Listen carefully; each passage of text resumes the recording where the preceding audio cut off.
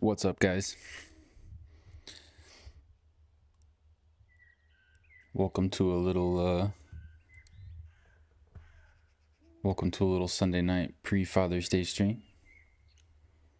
Thought I had everything set up. Looks like the chat's not doing it right, so let me figure this out real quick.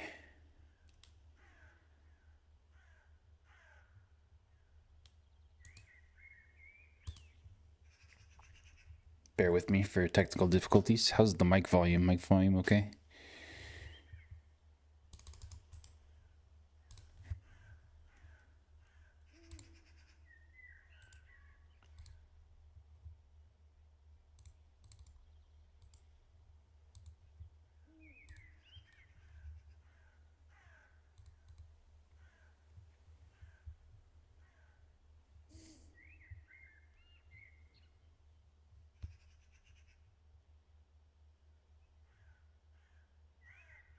Ooh, salty pancakes. Nice. Okay, why isn't chat working? That's a bummer. Glad I set that up and it lasted all of one stream.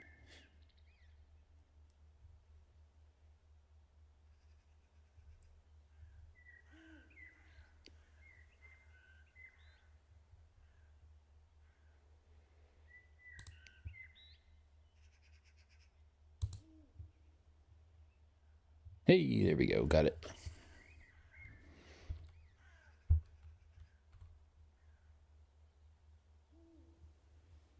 All right, so salty pancakes. I guess that just means that you get.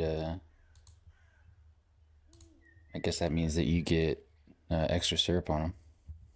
That's what I would be doing Father's Day. All right, let's. I'm gonna hop in. I'm just gonna start playing some multiplayer.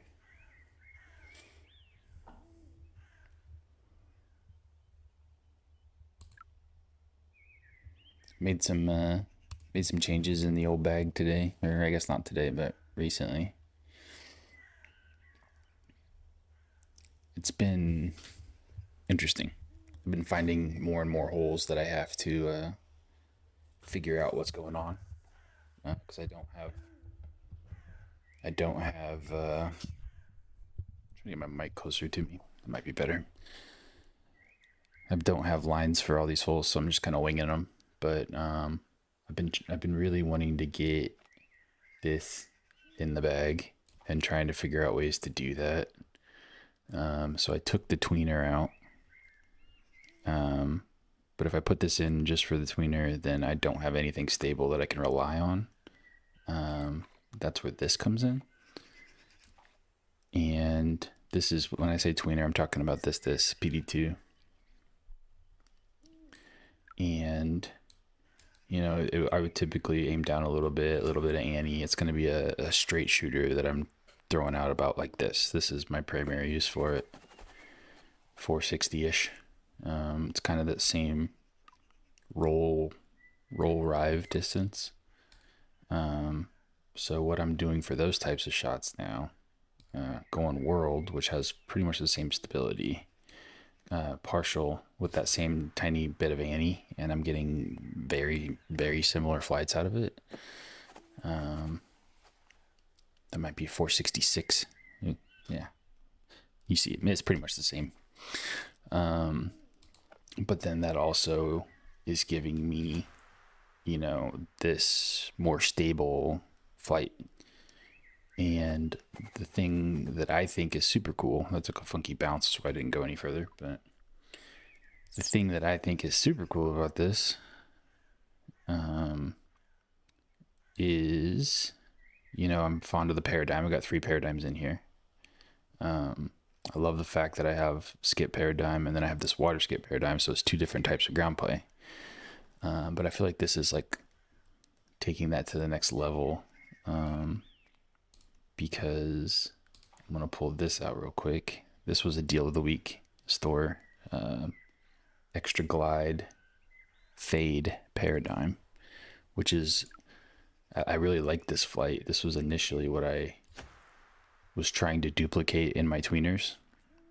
It turns a little bit more, but it has a very similar fight back to the world. So they fly very similarly, especially when powered down. You see that turn gets mitigated a little bit more. It fades a little bit harder, but that's a very similar flight to World. So what I've done, essentially, you see pretty much the same, fairly straight with a solid little fade. When you power it down, the lack of spin makes it go a lot harder.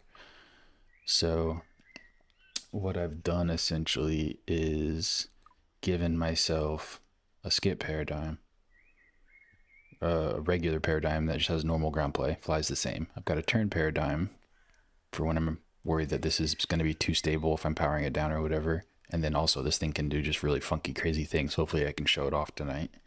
And then I have a fade paradigm. And then of course the defender, which when I power the defender down, it hooks up even harder than the other one. So I've got 4 different flights out of discs that all have, neutral ground play.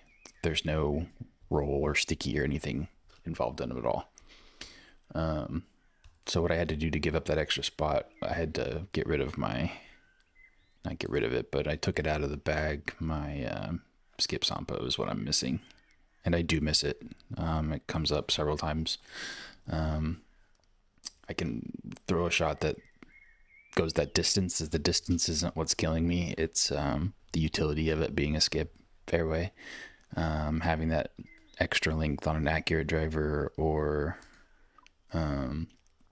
potential for, there's probably 5 or 6 holes where you can ace run. You can ace run with a skip fairway that you can't without. So I'm sure, as you all know, there are rumors all over the place about the next update bringing bag and collection changes. I've heard anything from extra slots to just unlocking. So worst case scenario, well, I say worst case, is from what I've heard, it's probably going to become unlocked. Just I've heard enough people talking about it. I think there's something to it. The Slammer will come out, and Skip Sampo will go back in. And then if there are any more discs being added, I have no clue what I'm going to put in. Welcome, Philippe, to the stream. He is our resident Quebecian. That did not have nearly enough hyzer. I don't know what I'm doing. I've been throwing that with too much hyzer, and it's been going out of bounds, which is terrible. I'm going to just aim slightly higher and just absolutely mash this through this bush. Try to give it a shot. Do I have, what's up, Ezra, by the way? Do I have any idea if it's going to be the 18th, like it says on the roadmap, or if they're going to wait for the new season to drop? They are going to have to update before the season ends, because that's where they put the season rewards and stuff in. They always do an update before the season ends. But then they've also done updates after for big changes. But I think I saw Greg post that they're going to need to get this update in before the season ends. So I do think it's going to be on the 18th. Which I don't even know. Today's the 14th, so 4 days. Pretty exciting stuff.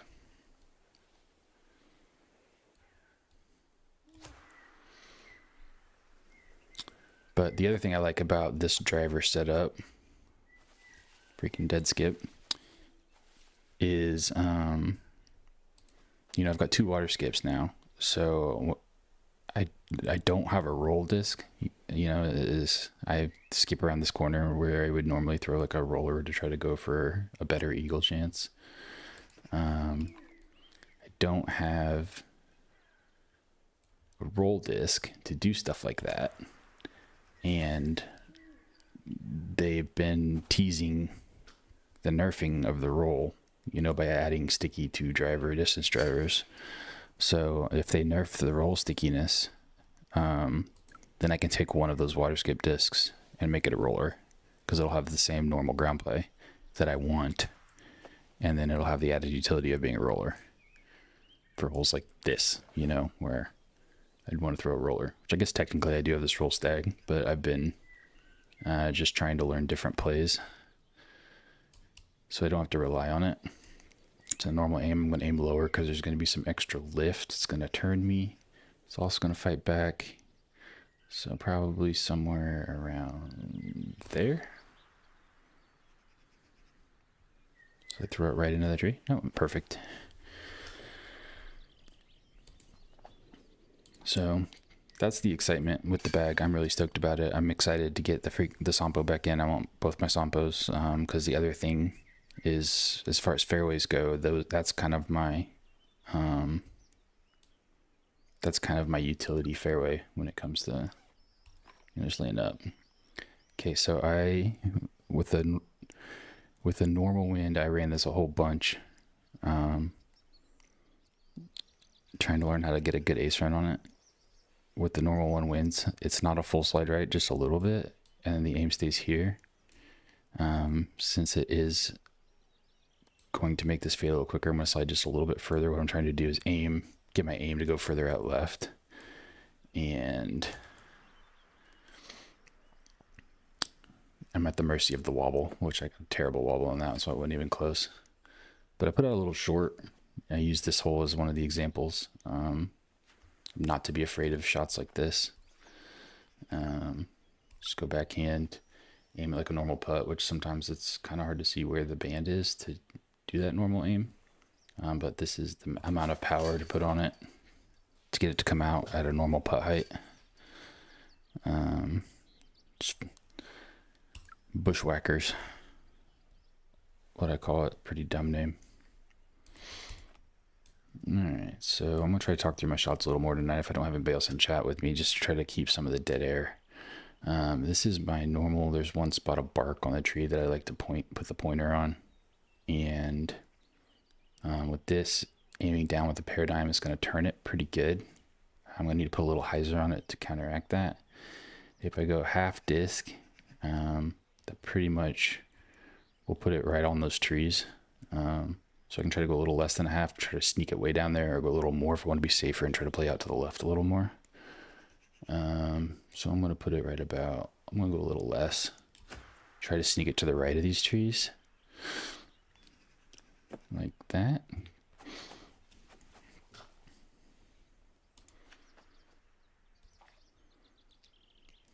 Spot on the bark. These, whatever you use as your aiming points, it's important that you really focus on the height, because that's what's going to allow you to get consistent lines like that, like knowing how much hyzer is going to put it right of the tree as opposed to left of the tree. What you want to do, the wind was pushing it a little right, so I'm going to favor the right side so that it tries to hang over there. And I do consider one winds to affect the flight, no matter how slight it is. Let me make this real quick. Got a 100-footer hold, aim a little lower to counteract for the downhill.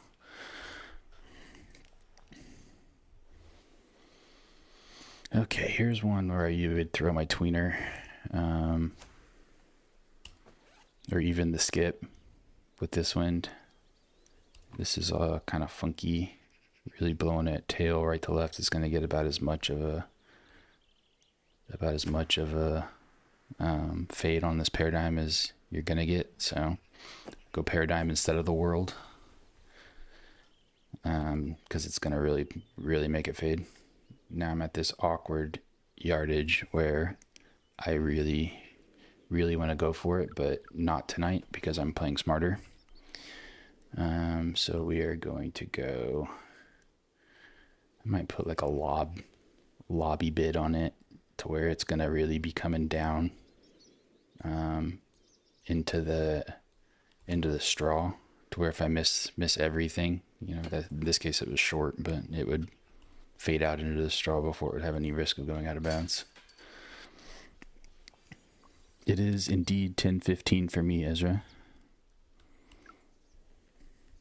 I am on Central Time. This little right angle in the mountain right here is where I like to aim on this. Favor just a little bit of Annie on it so it doesn't fade out early into that tree that I just cruised by. I go light glide on that one, as long as there's not a helping wind.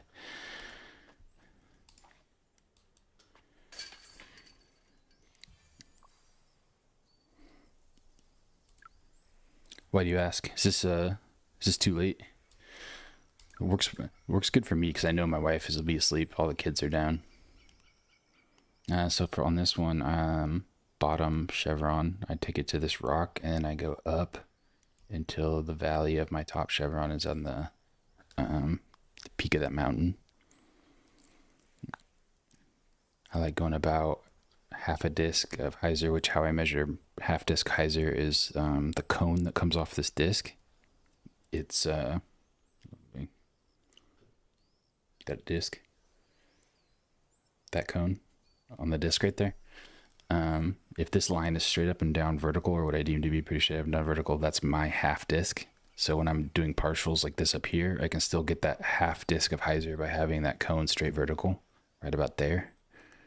And I've completely lost my wobble, but I feel like it's probably high. That's high. That's probably about right for a decent run.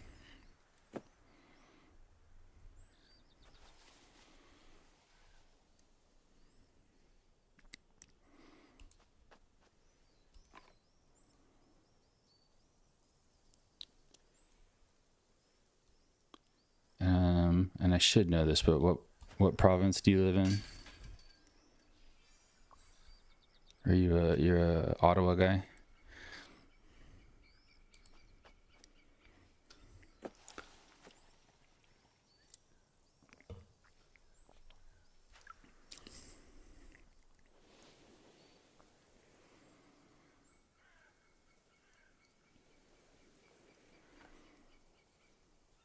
A lot of side winds. So this is where my normal rive on a no wind aim point would be, which is about normal height. That's gonna fade a ton with this amount of crazy wind. So I think the 3 side one, I'm just gonna throw a straight pulled paradigm and let the wind drift it over there, hopefully somewhat close. Ontario. I said Ottawa. I meant Ontario. I'm not very good with my Canada. I was going to make a dumb metric time joke. Of course, I know there's no metric time, but north of Toronto. Never been to Canada. All right, that was a GG equalizer. Been matching him a lot. I feel like the last few seasons, I didn't match up with him very much, and I always wondered like what time does he play? And I have played him a ton this season. I should pull up my metrics on another tab, but he's definitely a top 5 person that I played this season, and I know he's like up in the top 10 this season. So it's clear he's putting a lot more. I don't say a lot more. He's always up towards the top, but he's putting some serious effort in for sure. And I think he's just playing a bunch more. I guess he's not in my top 5, but he's going to be close. He is 6th.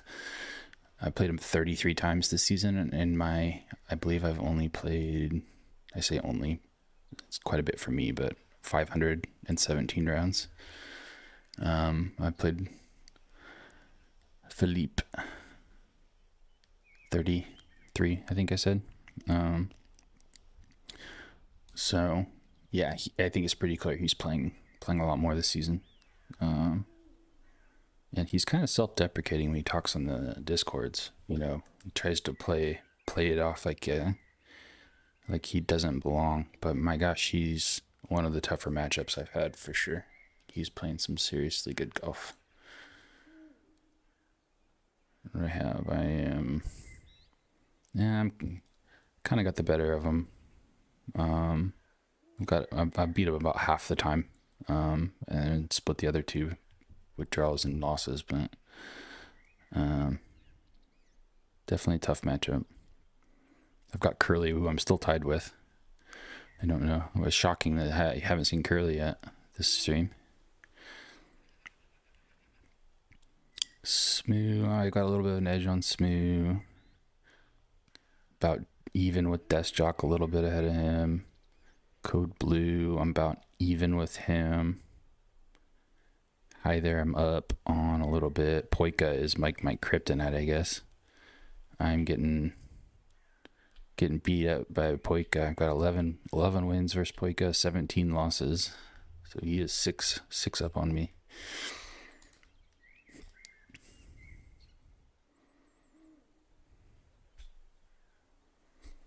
Who have I played the most? Asks Ezra. I have played Deathjock the most, and Curly the second most. And that's 100% because of these streams. Deathjock was on like comms and matching up with me pretty much everyone. And with DJ, I am 44 wins and 39 losses. So I've got a slim margin. Slim margin on him, but not big. But 98 rounds of Deathjock, so I play 20% of my rounds have been against Deathjock, apparently. Curly is second place, 76, and Smoo, 65 rounds against Smoo. And,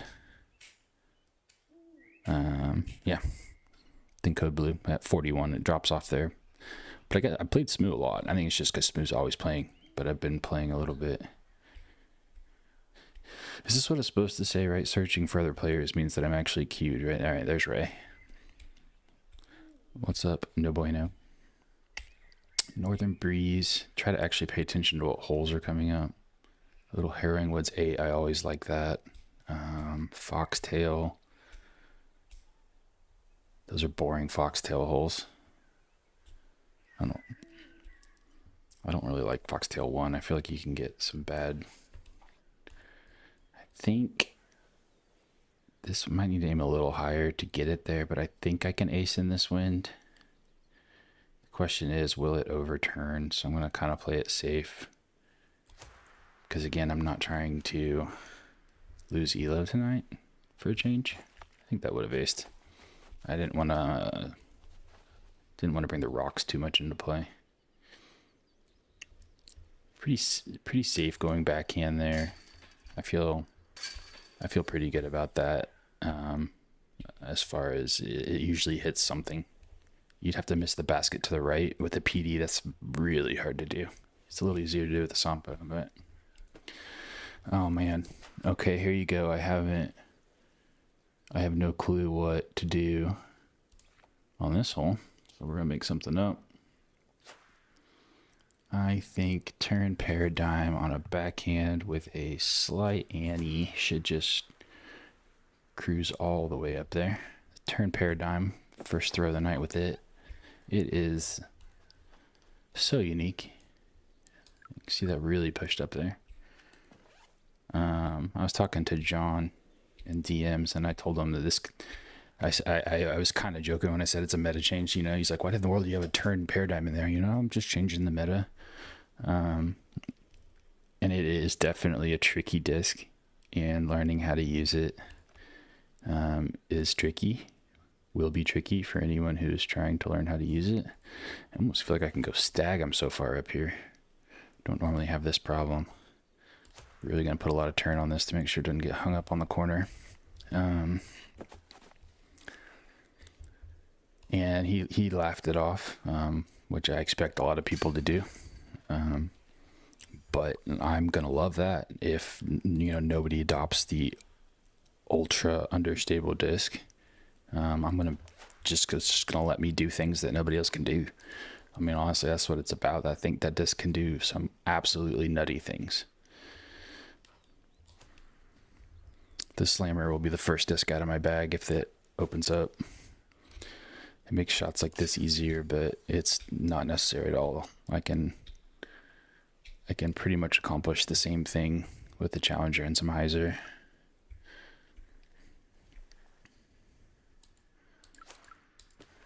I like going understable and high. I feel like that gives me the most consistent. If I go aim this high with a Rive or a more stable disc, I feel like it can fade out easier into the trees. I put a decent amount of hyzer on it, and that one really turned left, and you'll see it should get a nice kick right off that hill. That's about as far left as I can throw it on that line. Every once in a while I'll get a dead skip or something that just really does something funky over there. This is about as far out also as I can be. So here's another good chance to throw a turn paradigm here. I like this too because you can do straight pulls, aim it straight in the air, and it just refuses to fade. Very interesting disc. But that's something to throw the big, stally, straight shots like that to take some distance off. So I think that's a pretty unique fight. Normally go stag here because I don't like to go too far, but that little bit of headwind got me reaching for the PD. Crank it out right because I don't want to get too close to the basket. I like being about 200 out. If I get closer than that, it gets harder to get my height right. Little tailwind is going to stable this up. I'm going to borrow a little more. I feel like a normal height for 205 would be right about here. I think I like that. Just going to let it rip. Looked like it jumped right on me. Also looked like I gave the tailwind a little too much credit. No bueno picking up that deuce. Going to jump out to the lead.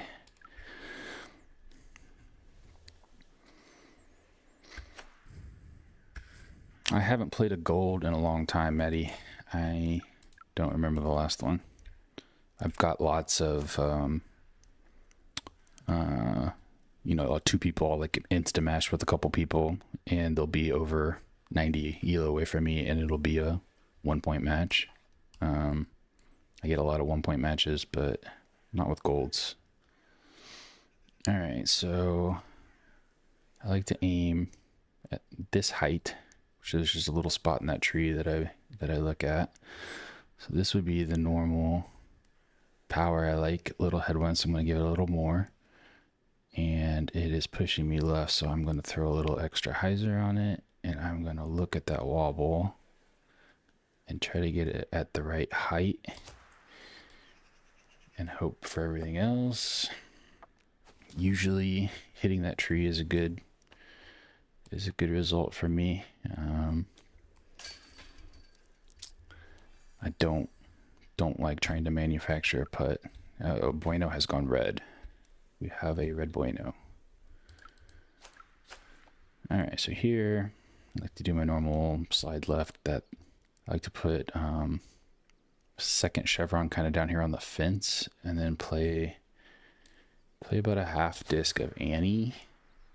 And when it comes out right like this, I usually get a big straight skip. This is about worst case scenario. That's if it lands on the flat, it's up pin high. When it lands lower, it scoots up in between these retaining walls. And when you're back here and you have to deal with this first retaining wall, I feel like that's about as bad as it gets. But I think I have the height to clear this pretty easy. I'm thinking this is probably 25 I'm going to add to this. So I'm looking at about a 115. Usually hedge it a little more than less just to make sure I get it up there. And I'm glad I did, because if I would have thrown that where I initially thought, I would have drilled the cage. Okay, no tricky wins here, so I'm going to do an ace run on this. I like to put the valley of the second chevron up at the top of the feet marker. And then I am looking at this tree right here as I aim on the tee, because I'm going to put Annie. I'm going to put the Annie to work the disc up and through this direction, then to fade back. So I'm going to need enough Annie, and I just kind of feel it out. If I overturn it into that tree, it's bad. If I don't put enough Annie, then it hits that tree and gets caught up. That's a pretty good result. The ace for me on that is getting it a little higher into that tree and having it drop down from the tree collision.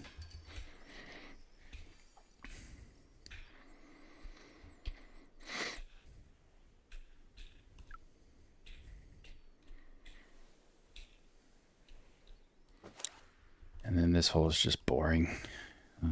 Got a little bit of a help wind, but I put the tractor on this in a one wind. A little bit of a help tailing push, so I just aim a little bit further right and just let the wind do its thing. But I do not go for this. I think Dwibble aced this on me the other day, and I was just like, I don't even want to ask. I don't want to try to start running. I don't want to have to run that hole.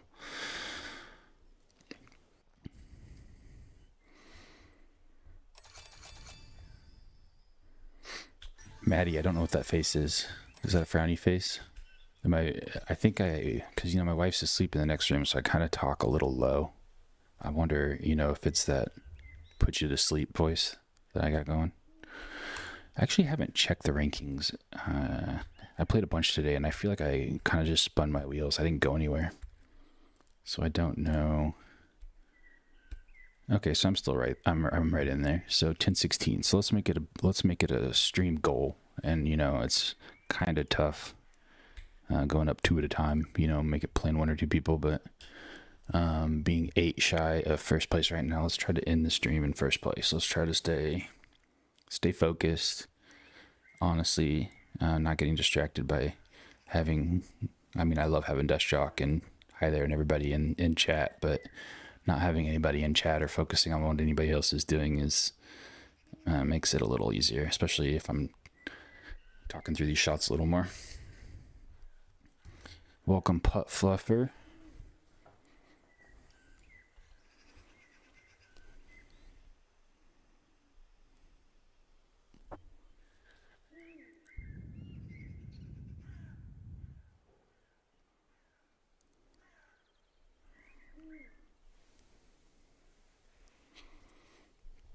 All right, so like to slide a little left here. Got Equalizer joining late.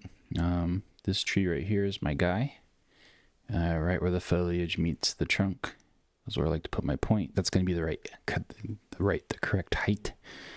And then I could aim a little further right to play for this wind, but I'm not going to. If I get a right wobble, it's already going to be dicey enough. A good wobble will put this right on the basket, and if that gets too far right on a bad random wobble, then it gets wet, put it that way. I think I'm far enough out where this is not going to have any collision.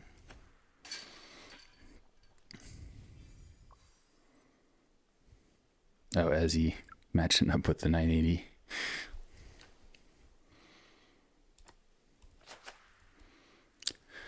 This is one of those holes where I don't really have I should have like a height or something. I feel like right about here will clear the fence, and I always just kind of aim here, and then depending on what the wind does is how much ante I put on it. Sometimes I put too much ante on it and I bring this rock into play. If it gets a full skip and gets up here, I add 20. If it dead skips or stays down the hill, I'm going to add more.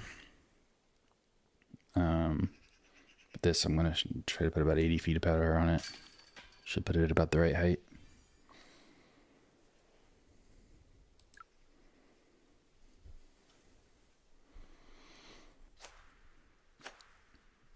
Okay, I have not been having great luck. I've always gone here and played a big flex because I just feel like it's safer. But I have not been getting this up on the shelf as much as I like to. And that came out on a right wobble, so there's no way that gets... Staying short of these trees actually might be a good thing. I think this should be able to get there. It's going to have to be on some kind of funky ante to give it any kind of chance. Decent. Sometimes you just got to wing it.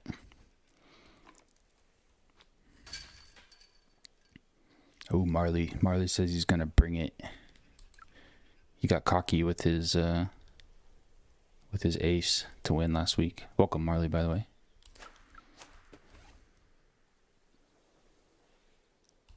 All right. Another hole that I don't try to ace run.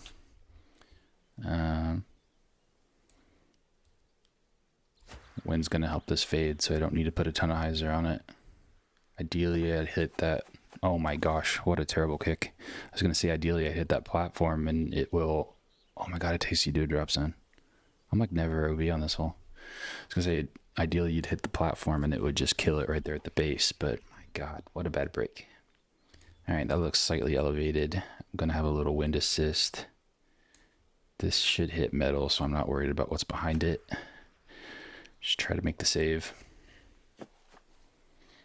I say should hit middle, and I airballed almost threw it in the same freaking gap in the fence I hit the first time. What a rough drop zone.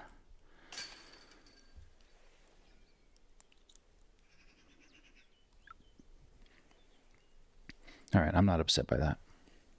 I did what I wanted to. Uphill. Throw the turn so that there's no chance that it will fade out on me. Don't really care how far away this is. It's going to be within 80 feet or so. I view all of these as pretty much gimmies as long as I don't completely whiff on the sway. I would rather just not have to worry about that retaining wall at all. All right, we're diamond here. This is going to be forehand. Skip Sampo probably is the play. So I'll use PD to aim about this height. It's going to turn a little more on me because it's PD, not Sampo. So I can probably play about that much ante and just try to crank it around that tree. Cut it a little inside. Kind of work down for me a little bit there. Should give me a chance to make a run at this. So if this were flat ground, my aim point on a 176 would be right there. I'm going to aim down and try to match the slope with the amount that I aim down. I feel like right about there is going to be good. This is going to add a tiny bit of turn to this putter, but I think relatively going to stay pretty straight. And I think that has a chance of going in. So I misjudged the slope just a little bit, but again, that's kind of a funky one. I'm not, if I don't have a set height from a distance like that, hitting cage, that's not disappointing. So this is where I will enjoy having a water skip world, because this takes the buoy completely out of play. If that were to have stabled up, it would have just flew right over that buoy. So with the paradigm, every once in a while I'll hit that buoy and it drives me insane. I hate that they added all that junk there because it doesn't really make the hole harder. It just adds a bunch of luck-based crap to it. I still like the forehand play better. I should have paid attention to the score because I did not pay attention to the score. So this is one where I would play the tweener or the I play either the tweener or skip Sampo, depending on the wind. This is a skip Sampo wind, because the tweener could potentially go long. So I'm going to have to power this down to make sure it doesn't. I'm going to go paradigm because I'm going to power it down so low, a little less than I normally would, just to make sure this doesn't go long. I'm going to go paradigm and I'm going to hit that rock. Don't even think about the rock. So that's a bummer.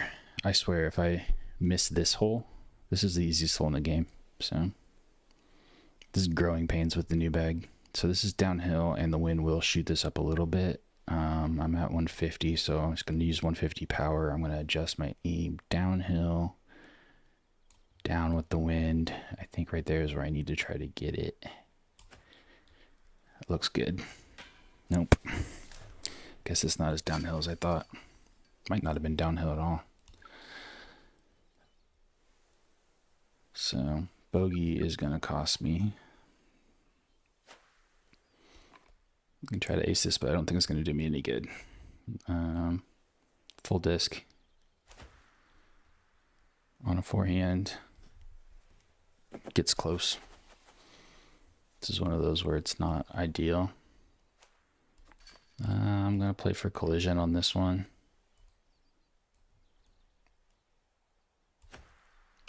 Didn't get it, but because I used mid-range, it was low enough that it still caught.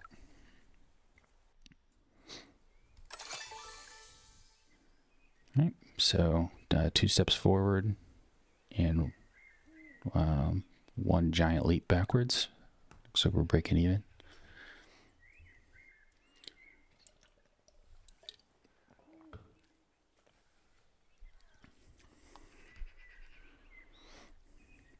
Those games are going to happen. The bad breaks.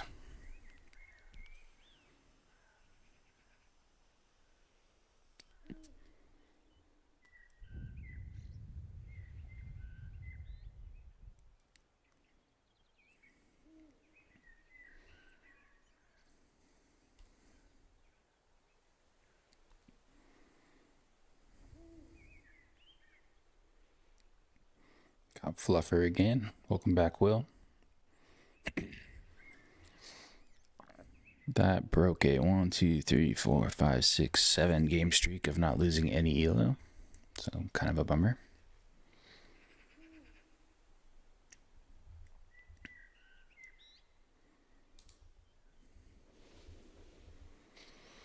All right. I am not going to try to do too much here. Default aim PD and no wind. I'm going to nose this down a little bit. Give it a little hyzer. Try to coax it a little bit more to the right. I think the tailwind will also help it. And kind of pinched by this tree. This is why I want to try to get more right. So I could try to turn something through there. I think what I'm going to do, because of the big help, I'm just going to try to throw... I can throw around that tree. This is kind of a weird one. But I think I can go wide enough where I can... Well, I actually wanted to go right at that tree, but that'll work out. Don't need the skip with that kind of a tailwind. It just stabled it up so much. Favor the right side of the basket on that putt. No harm, no foul. Kind of out of position, at least where I wanted to be off the tee shot. Little improvise. Here's another one where I would go tweener. So tweener power is about that much. I would normally have about that much. It's going to fade a little more because of the reduced spin. So I'm going to put a little less hyzer on it than I normally would. Because it's gonna go right. It's gonna go plenty right. Just want to make sure that I don't throw it so hard that I miss the water skip. So that came in right about the right area. Most of these tweener shots they're easy enough to think your way through without worrying about it too much. The tweener is a great disc, and I absolutely love that PD or PD2, but it is 100% not necessary. All right, here's one of those holes that I'm missing the skip Sampo on. I can't run this for ace. I still like taking Sampo through this skinny gap right here. Just because I don't have to worry about throwing the right amount of hyzer or whatever, hitting that rock, or I'm just up here in putting range every time. That's what I used to do when I just played this one for birdie. Gotten confident enough in that forehand skip play, keeping it in bounds where I don't have to worry about that too much. So here's another skip Sampo or tweener hole. World, I think, is actually consistent enough where I can put it here with a little Annie, and it should put me somewhere in the mouth of this. I split it right there, but if that wobbles right, it kicks off the edge of the cave and gets up like parked. And if it wobbles left, then it might deflect off the left side of the cave, but it still puts you up there, and it puts you up there where you can have a decent look.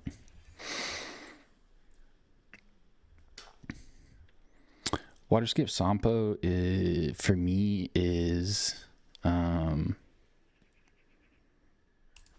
Sorry, I skipped you, Maddie. I'll circle back around. But Spranks, the water skip sample on that, if I have any kind of tailwind, I feel comfortable throwing it. But with any kind of headwind, I feel like it's too. You have to get the angle just perfect. So I'm going to get all my big skip sampo holes here that I have to lay up on. This hurts. I really want my sampo back. So yeah, sampo on KO backwoods 9. If there was a tailwind, I definitely would have thrown sampo. But I was also kind of excited to fill out the tweener. And LI5, I was Lost Island 5. What's Lost Island 5? Lost Island 5, I throw Light Glide Defender. And you would think that would be too much disc, but on a forehand it fades so much that it usually buries itself into the wall, keeps it from going into the pond. Wrong disc. We've already been through this one. I don't want to put as much hyzer on it because of the wind.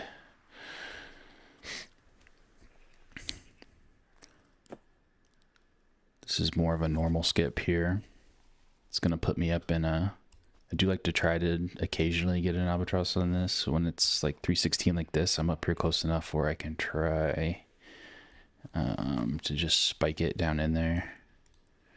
I'm going to go PD. Try to get it just to land right in the basket.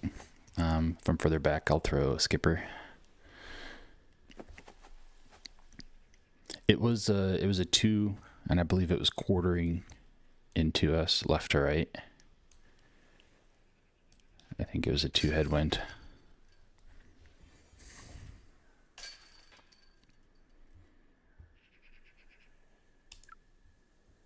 All right, I need some separation holes. So this is another tweener hole that I would throw. I would aim here with some Annie to make sure. I'm going to aim a little higher because that's awfully low to aim with a paradigm. And I think that this will turn plenty to keep me from fading out too early. It almost turned too much, I would say, but that should put me squarely behind a bush. Fantastic. All right, that's 69. So here's where I've got 2 bushes. And I'm not 100% sure if I can get both collisions since they're so close to each other. But I feel like throwing right in the middle, I'm kind of overlapping both of them. I don't want to take that chance. I'm going to slide right, try to get more squarely behind this bush.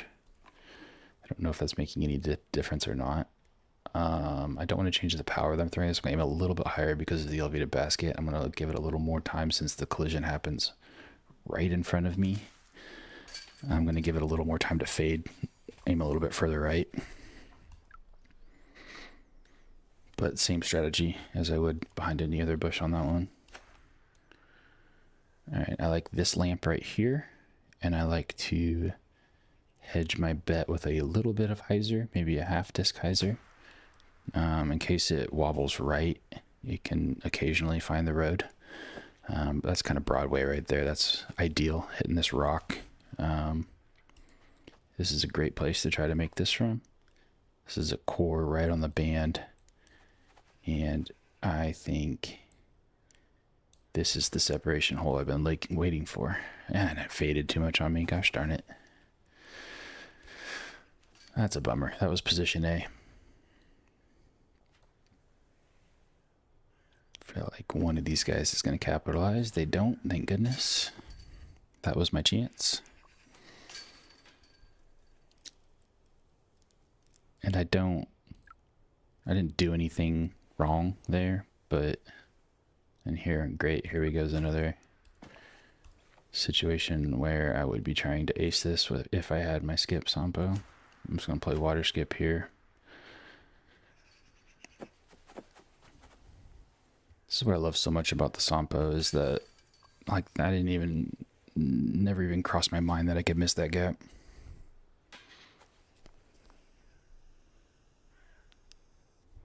And see, this is what I've been talking about, equalizer here.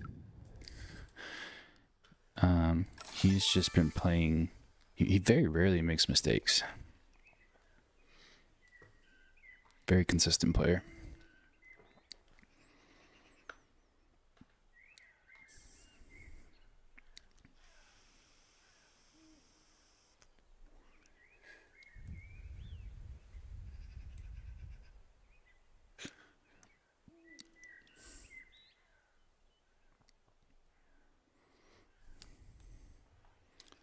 Lost Island 5. I've also been running Lost Island 5 more recently by throwing it down there by the water and leaving myself with anywhere from 200 to 220. If I have the right angle, I say right, the correct angle, those pillars, monoliths, whatever they are, behind the... I'll show the camera's on.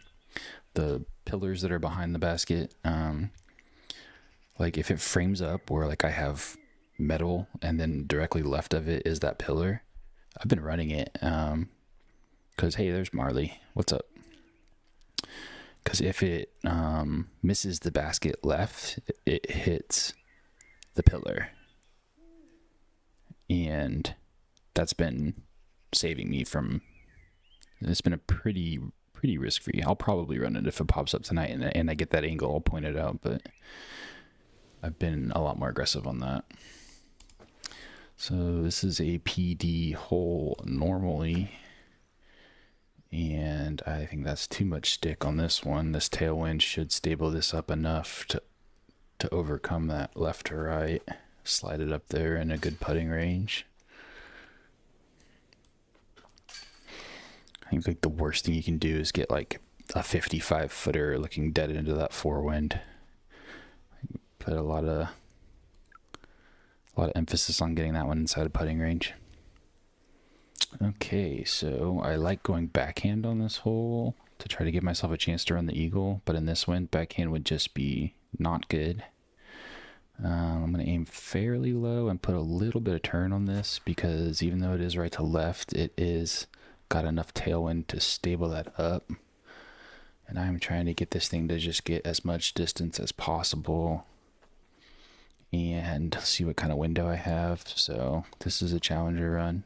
I ran this twice earlier tonight, and both times hit the cage and went out of bounds. So I'm due. So 165 normally would be right here on a full blast, a little bit uphill, so I'm going to give it just a tiny bit up in my aim, but this wind is a help. This wind is a right to left. This wind is a push, so I'm going to give it quite a bit of borrow. And I'm finally going to make this son of a bitch. Jesus. All right, so that's a good eagle.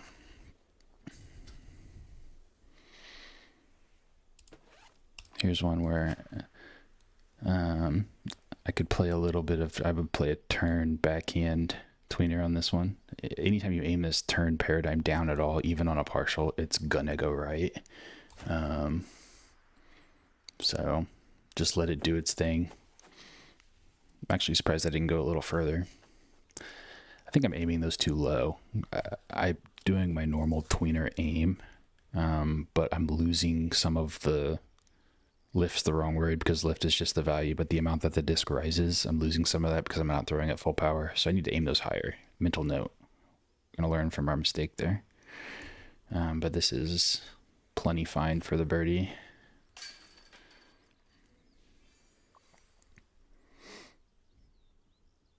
Ooh, LI5 and the daily. Is it early in the daily? I'll check it out in between rounds. If I can get to it quick, I'll try to show you what I was talking about. I like going glide PD on this, because even if I misjudge the amount of turn on it, it should still cover the bunker.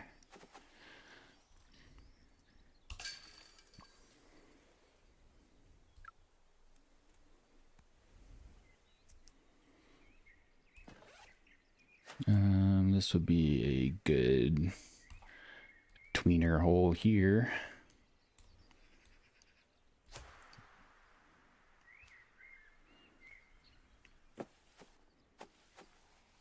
Paradigm flight, pretty predictable with that power. I'm not expecting that to do anything that's going to get me in trouble.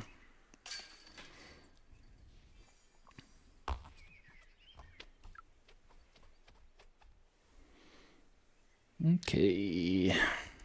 Go paradigm on this, so I'll turn it out here to the right, and that will pretty much make sure that I don't fade back hard enough to get into that bunker. Every once in a while you get just the perfect skip and you get into that bunker. The dud skip really puts me in a kind of an awkward spot here. I might try to flex this a little more than normal. I'm definitely not going to be making an albatross here, so I'll try to flex that out to the right a little more. I didn't flex it enough, so I hope that that gets a good skip, which it did. So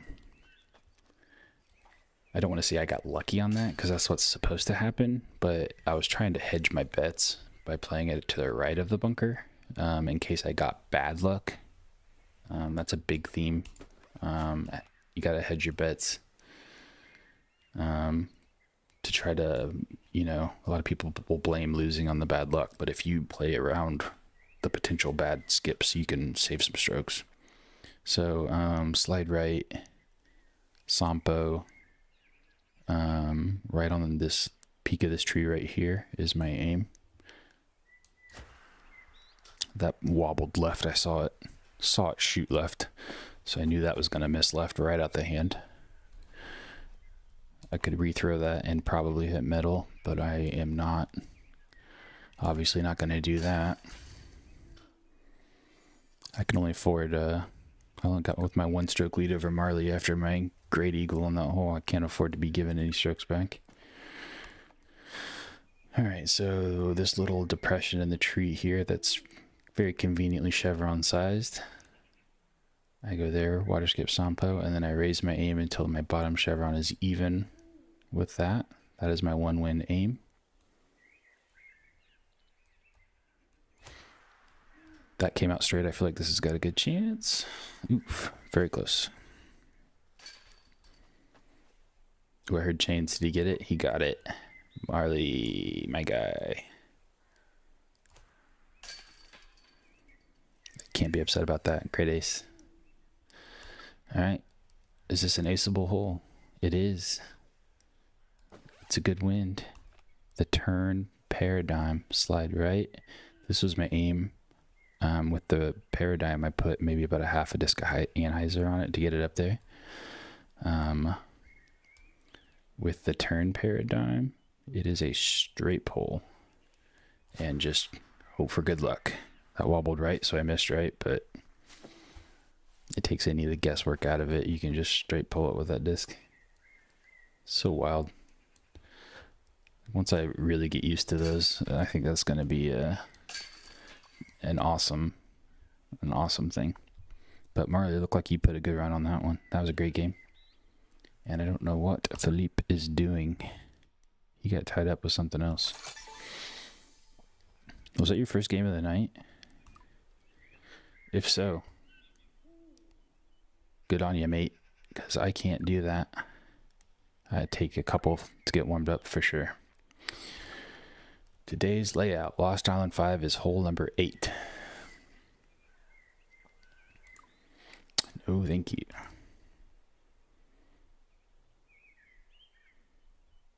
All right, let's run through. I'll run through this once.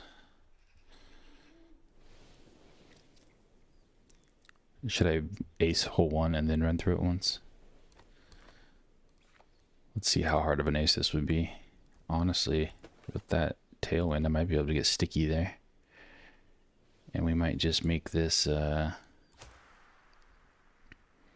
of a safe run. Definitely got there. Let's try it one more time.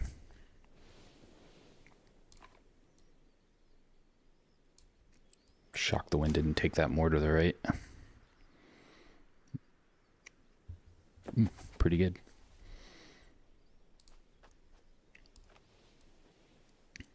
Four winds, always kick your disc up, regardless of which direction it's going. So much so that I almost missed that.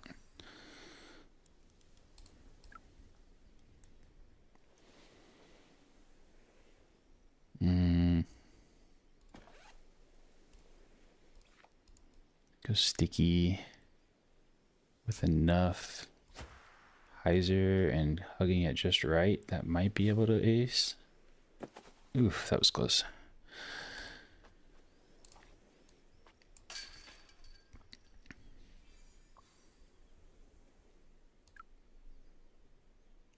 I didn't take a super close look at the... I wonder if I can air it all the way there with Defender.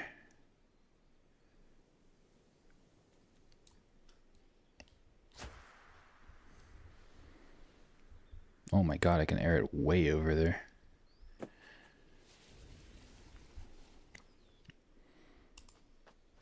Didn't realize how much of a help that was.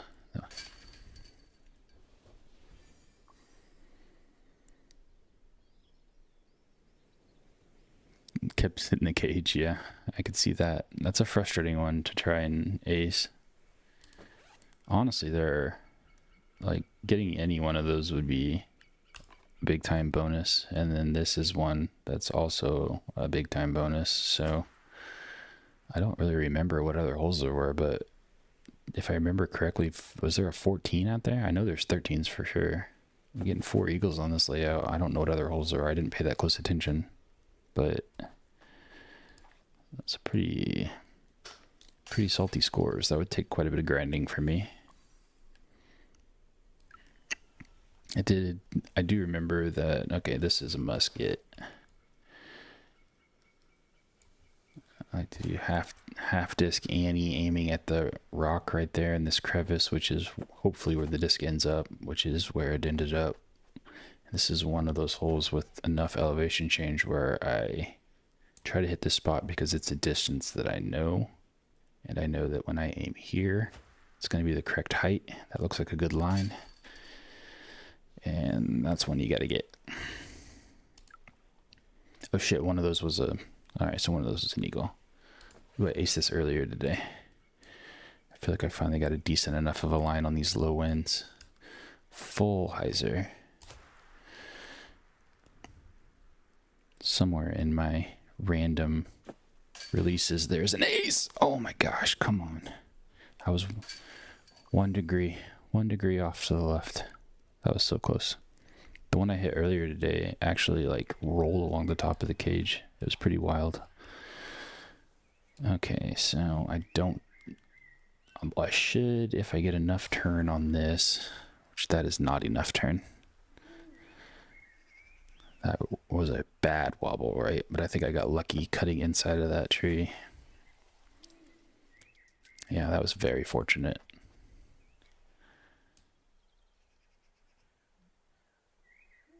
I think I was around this place the other day, and I just like lobbed a stag up here and just absolutely drilled it on somebody. It's just like that, except it went in. And I felt actually kind of bad when I did it because I was like the tooth was in the way of where like my normal run would go. So I just aimed high and right to let it hyzer around it, and it just dropped right in.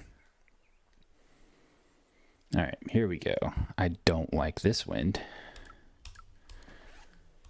So I'm going to slide right and aim a little further left than I normally would. This is the height I prefer. And I normally give it a full rip, but I'm going to put a little Annie and take a little bit off of this one because I am scared of that tailwind really pushing it, but complete dead skip. So you can see where that was going. It was fading into the wall. It normally hits that and scoots down to the bottom of this hill. This is like the most boring place to be ever. This is layup all day. Couldn't even see the basket from there. That was very anticlimactic. I'm sorry.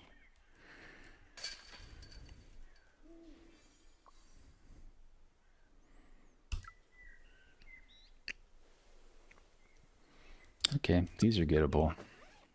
I'm going water skip because a full skip I believe would make me awfully wet, and I like aiming at the bottom of this. I'm going to aim a little bit left. That's what I normally do with my half disc hyzer, because that wind is going to push it right. I want to skate just to the right of this tree. Just hoping to get a little more ground play than that to scoot me up closer. I'm going to have to go forehand here. thing I like about core, so that normally I would aim here, is I can aim one chevron up and have it be pretty close to being the correct height. That wind is going to make this play pretty darn stable. So I'll play it out there with maybe just a touch of Annie.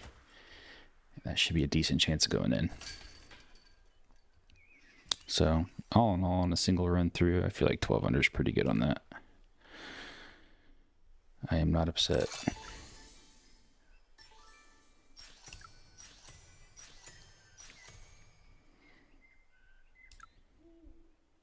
Okay, there wasn't a 14. So that was only one shot off the lead. Yeah, I'd say that's pretty good for a one time through. All right, we're on a mission. Let's get back to business.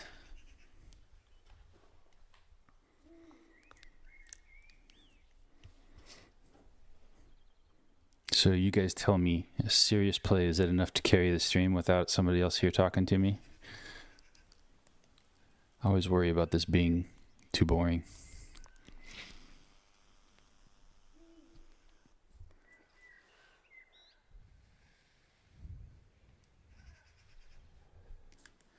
Okay, Highlanders Ridge 4 and 5. Hey, here's Lost Island 5 for you. Maybe I'll get a better one. Grizzly Gulch 5 and 8. And I mean, this is a stacked layout.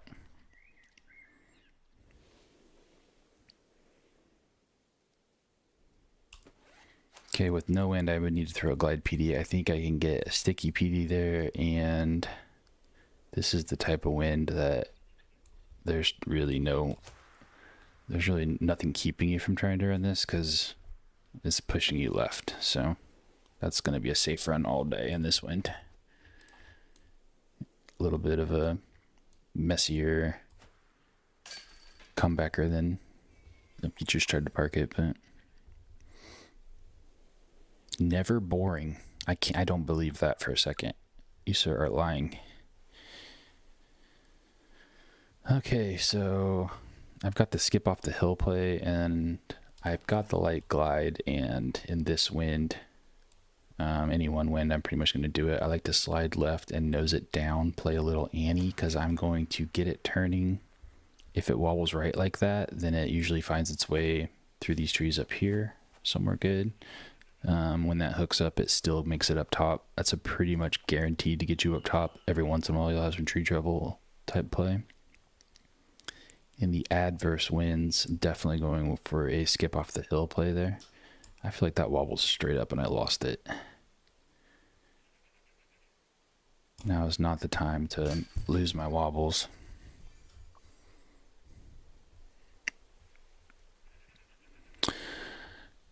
Knowledgeable player about intricacies of the game, letting me into your mind and seeing what you're thinking is extremely entertaining to me. Okay. Okay, I'm not going to play the big hyzer on this one because if it goes too far right, it's really going to go right. So I am going to play this, and one thing I looked down here at the red marker. I have my cursor turned off, but the red crosshair type thing in the aiming reticle down here, I constantly look at that to see if I've changed the elevation up or down. It gives me an idea of how I'm playing with the flight. But a paradigm, and this is a slight tail, but a paradigm on slight tail with this kind of wind, I feel like if I play it right here and I put just a tiny bit of turn on it, the wind will take it the rest of the way that I need it to. I'm actually surprised it went that much. I think that could have been wobble related. I really hope that doesn't just ramp out of the freaking bounds. Fantastic. I'm so rarely up here that I'm just going to have to wing this. So that would be a normal play, adjusting down for the elevation, and then the windage. As far down as I'm aimed, just going to add some turn. That wind is going to push it right. I think right here at a 150 should be a decent chance of making it. It was the right height. But the tailwind got me. And on those, it's like if I if I play the tailwind to stable it up, and when it has that slight bit of right inclination, it pushes it. I feel like more than I get the extra stable fadey. So I don't feel too bad about that. I do feel too bad about how right this is. Holy crap. Did I just make my first par of the season on this hole? Nope, got lucky. That was just an atrocious wobble. The RNG gods are not working for me. Ooh, they got Philippe. I got lucky there. I did not deserve to square this one back up. Okay. So this wind, I think, has enough element of a tail where I can maybe try to show off this turn paradigm. And this is where I have to be careful not to overturn this, because there is no chance that this disc fades, period. And I've done exactly what I didn't want to do, because you can see, like, you'd think, oh yeah, with that wind. No, it's just flat out not going to go left. Like, that disc is unbelievable. Once I get that thing figured out, it's going to be something.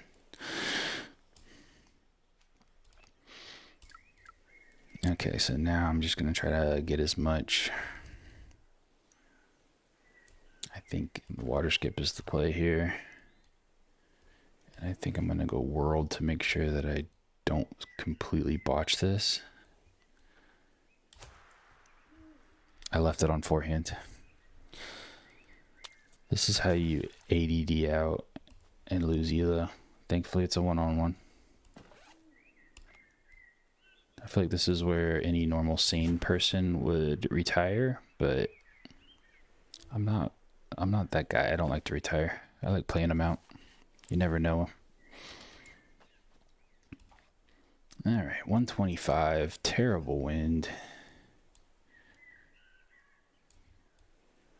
I'm gonna aim down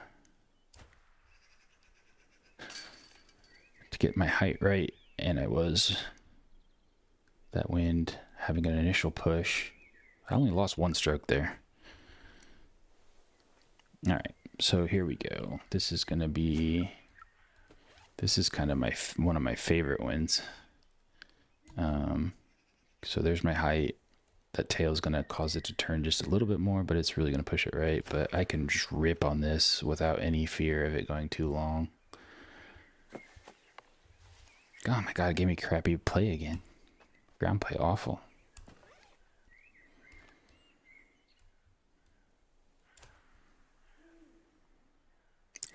Oh well, the night is young. I got another 45 minutes I'm planning on playing. Maybe I'll catch this hole again.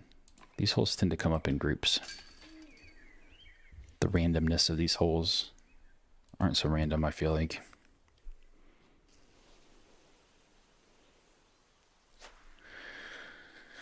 Okay. Now I had to think about what I want to do versus what I should do. I am down. A defender, if I nose it down to get the defender up there, then I can pretty much guarantee that it's going to fly across the bridge and the castle will block me. I think this should be enough to get there, and it's going to be really stable in this wind. So I think this should be a pretty safe play to hit the bridge. Oh, save me, water skip. Thank you. Ooh, do I have a look? I really was not expecting to have a look. Okay, I like to change my angle to see. I don't think I'm going to hit that rock, which is nice. I think I'm going to aim a little higher than I normally would. And I'm going to not add the extra yardage that I normally would, because I didn't want to hit that rock. So aim a little higher, play it softer than I normally would. That was luck. That was lucky. And then this is like my favorite hole ever. Nose it down a little bit. I want to put a little bit more than half a disc on this one because of that wind. I just don't want a dead skip. As long as I don't get a dead skip, a little closer than my 125 aim point right here. That tailwind is not going to raise it at all. I'm a little bit closer. Just going to put it right above the cage right there. Tailwind, it is that little left to right, but it's so much more tail than the left to right. I'm not worried about this pushing it. This is just a straight pull right into the chains.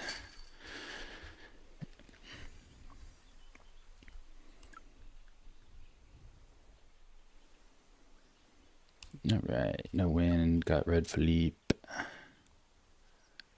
I just put it there and put some kind of ante on it, and this usually doesn't go into a pond, whether I get an ace or not. It just depends on how lucky I get off those rocks.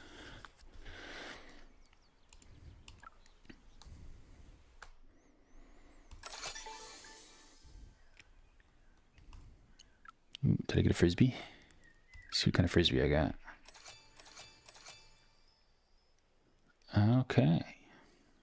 The world's ugliest FD. The world's most useless destiny. I guess I gotta take the spike. Not the first spike I've taken on stream.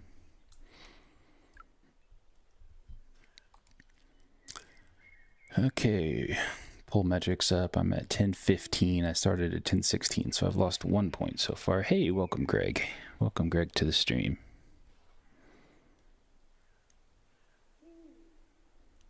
We're gonna welcome him with Foxtail 9 and Blueberry Aces. Ooh, ugly wind. Try to mitigate the fade. There's so much left to right. I'm worried about clearing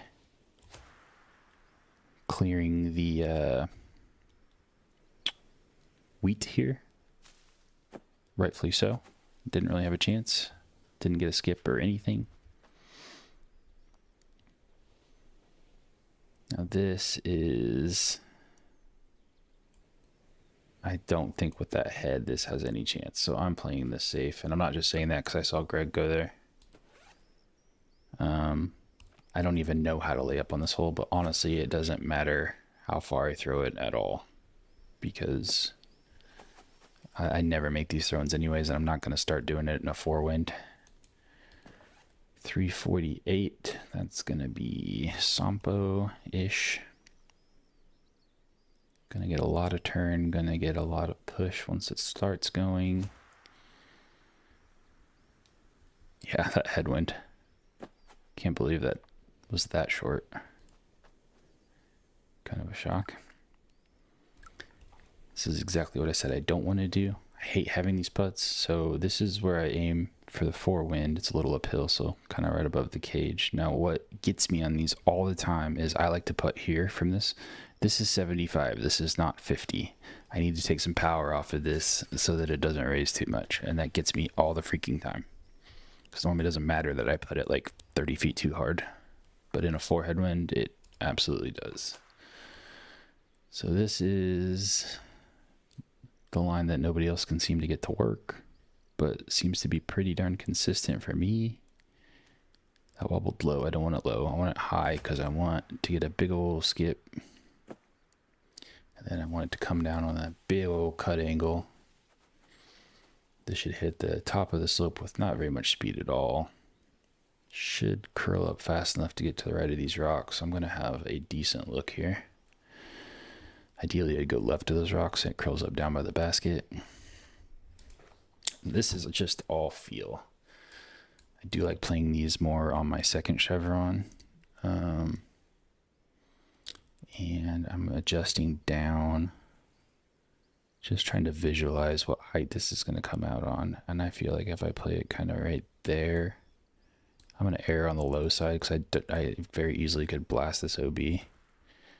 That's so low. God, that was awful. Yeah, I overthought that one.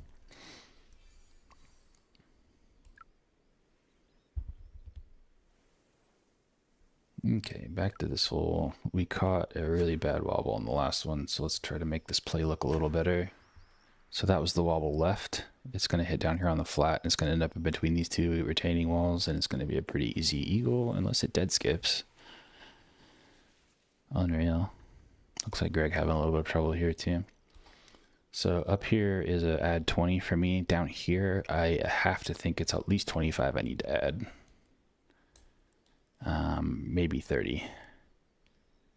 So 113. I'm going to throw this 120. A little bit more than 120. And wait for this to wobble high and right. Yeah, I needed to add way more being all the way down there. But Greg kind of bailed me out on that one. Alright, so the correct height for here is second chevron even with the bottom of the pole. And then on this tree. That would be good without this wind. Wind is going to hold it right a little bit, so I'm going to adjust my aim just a tad. Look for that straight flight. That looks fantastic. It's one where I love holes like that, where you're aiming down and the wind's holding it, right? Like that flight on a core is just so good.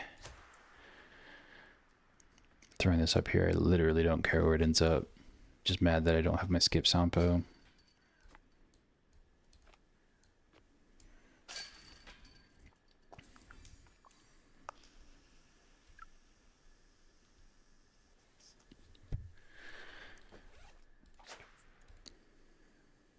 All right, I had this one earlier as well. I think just kind of favoring the right side is nice. Hitting this part of the hill right here usually caroms it off to the left. Didn't do it that time.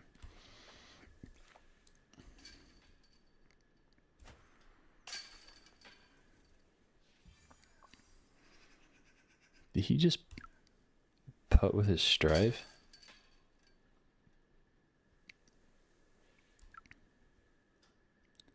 Poor Greg. Any word if you're getting the accurate big swoop sweep? No. No. And I always feel, because I have like no patience, I'm gonna set this shot up first. I used to aim top chevron at this thing, but I kept missing it low, so I go up just a little bit, kind of the valley of the second chevron right there. Yeah, that's my ace line on that one. I kind of feel like,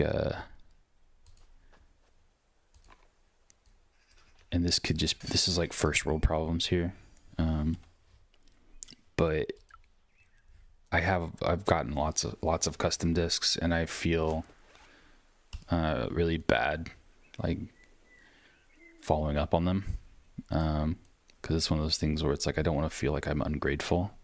I just taken a wild stab at a partial stag on this one with a crazy wind like that. That is obviously the worst forehand wind ever, and I don't have a backhand ace run for this one.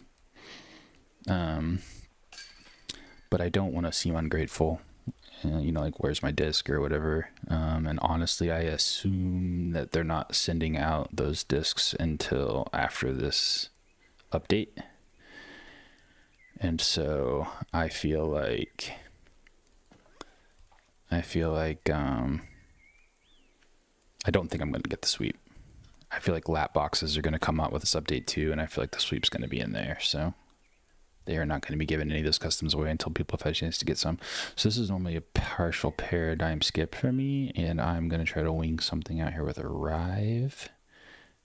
I think something about like that should be decent. And these partials, it's all feel. So you just get a feel for it. That was a really good line, and you kind of have to take your chances with these trees, but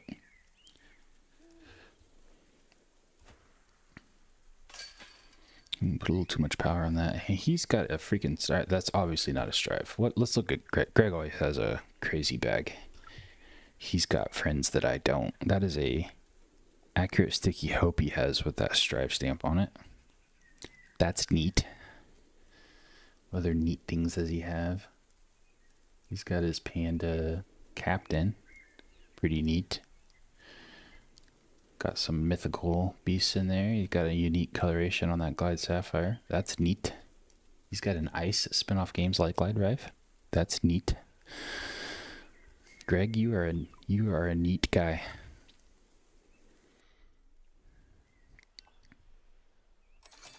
But yeah, I don't know where I left off my mad rambling about the disc, but I have not followed up on it. How? Man, I got right back Greg again. He must be higher in ELO than I thought he was.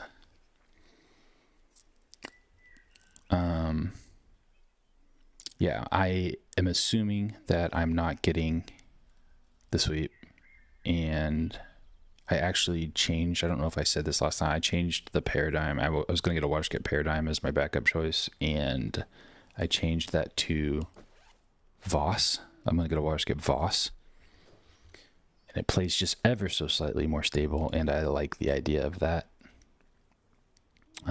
If I put the point of my bottom chevron right on the very right edge of this, it is kind of a Stolly lobby ace run. So I like to throw that out there.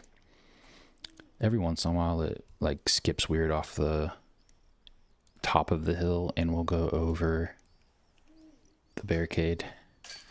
But it's relatively safe in a one wind.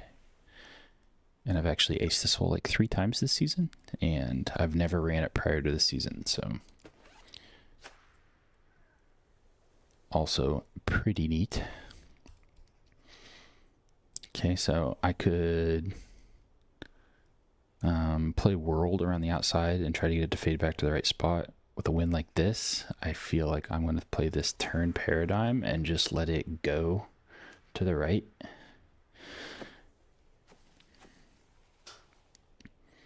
Hopefully I'm not in no man's land here. I think I'm good. And I'm going to go paradigm. Aiming this higher just to make sure that I'm not hitting. Making sure I'm not hitting that fence. And I'm probably going to turn this a little bit. Should be relatively safe.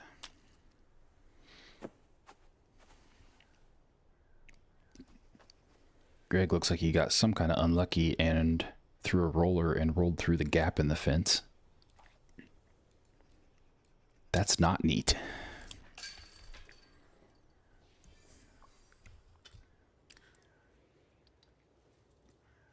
I have another green screen Red Bull tonight.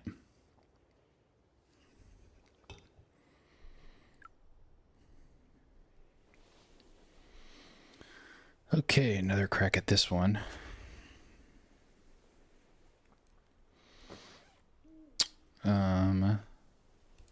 I'm aiming that down far enough where I feel like I do not need to play the turn paradigm. I'm going to need to put a little more stank on this one to deal with this headwind. So I think that's probably going to turn it enough to overcome that right to left. And I was 100% wrong. That's going to be way further left than I wanted. Might be giving Greg one back here. All right, 181 on flat ground. I would aim here. This is downhill though, so I'm going to aim here. Going to get a little wind assist. I think that has a chance of going in. I was right.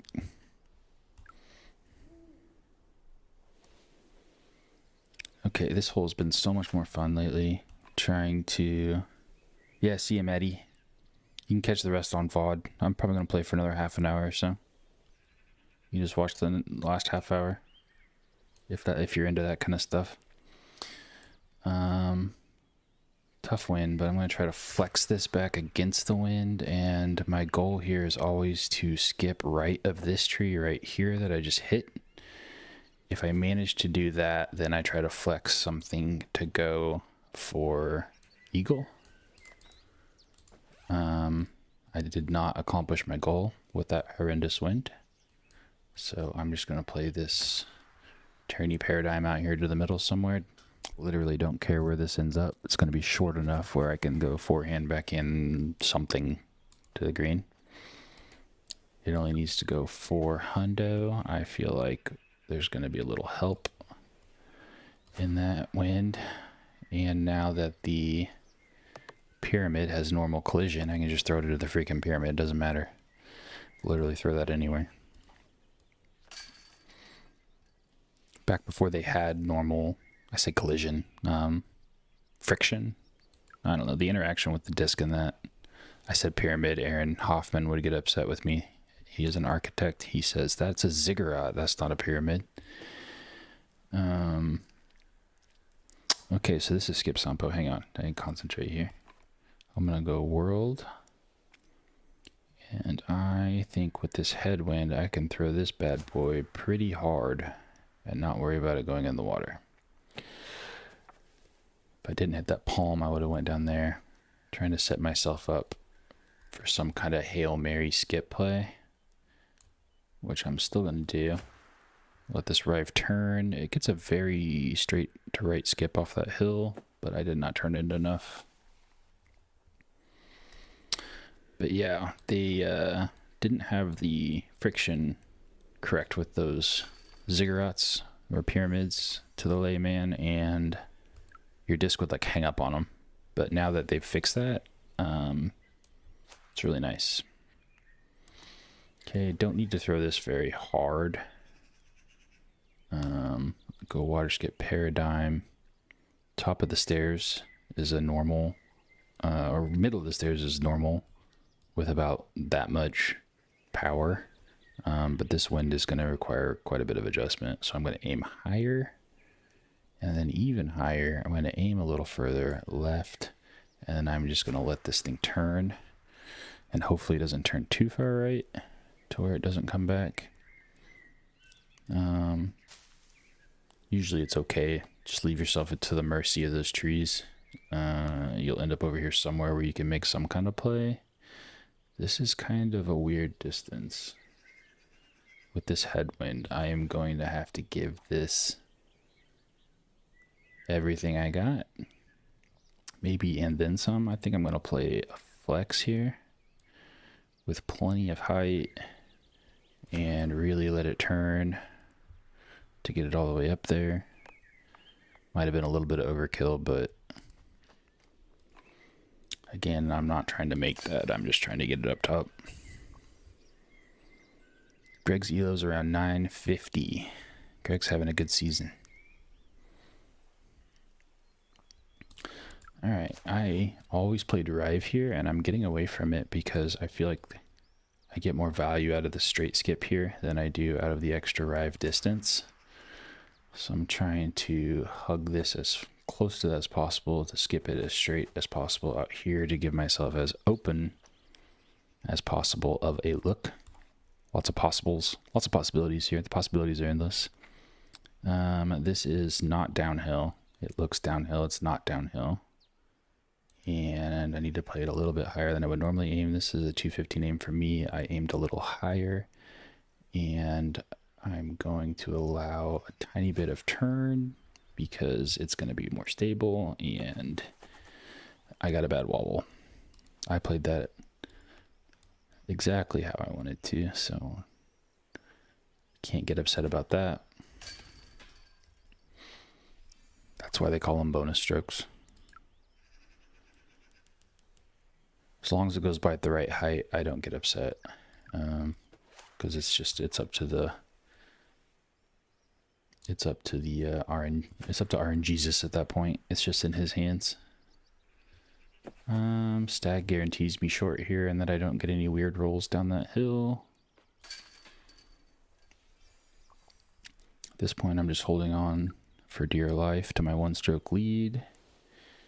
And this hole with this wind, I don't have my skip Sampo anymore, so I'm going to play PD. Normally with the skip Sampo, I would slide left, aim slightly down, and it would just be an all day. I'm going to actually slide a little right because I'm expecting quite a bit more turn out of this PD, and I don't want anything to do with that tree on the right. And I do want to put a tiny bit of ante so that it holds that turn a little more with the extra stability.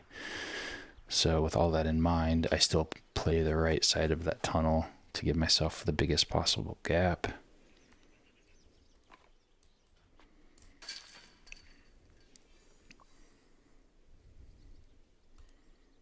And I clip them. I don't even remember what my stroke I got on you there was, Greg, but that was pretty solid round. I played slow enough where you should be playing somebody else. I just got an extra turn Kex. I thought it would be an interesting disc. I was right. It was pretty neat. Turn fuse. Yikes. Windbreak extra fade sword.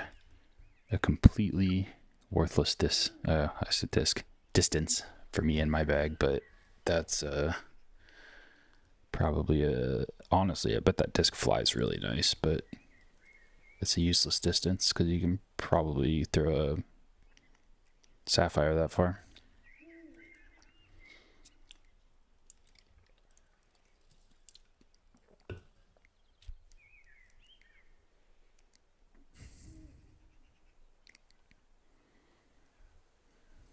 Kind of a slow night tonight.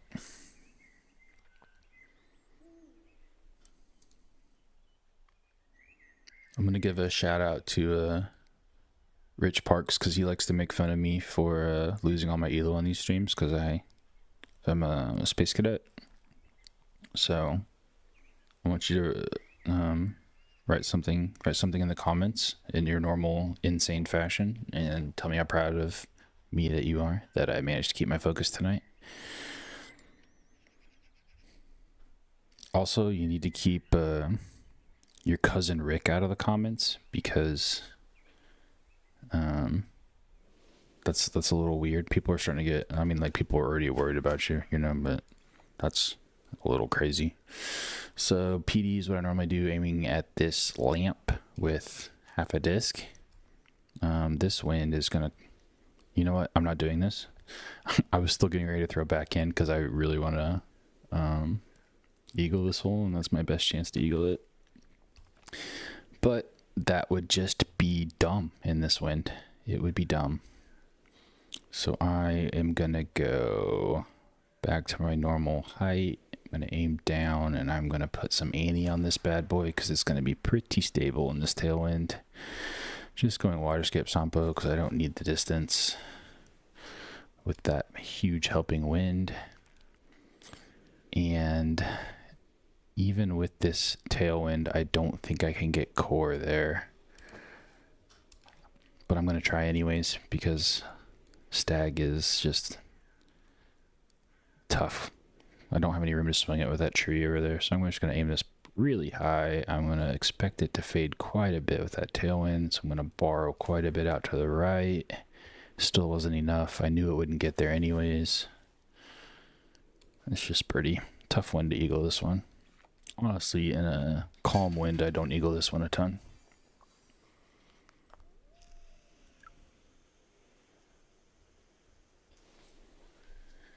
Play a friendly. Okay, we're going to end the night with a friendly.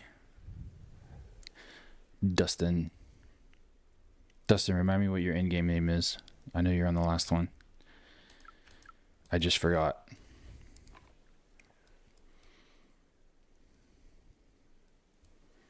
Okay, so I aim at this rock forehand with the core, and I kind of eyeball how much turn to get it to go left of that tree.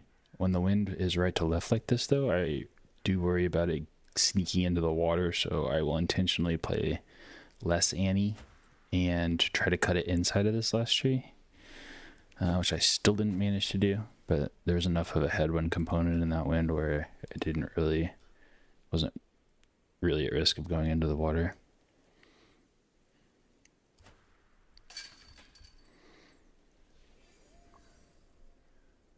All right, it's 11:40. I'm going to play 2 more multiplayer matches after this if I match up relatively quickly.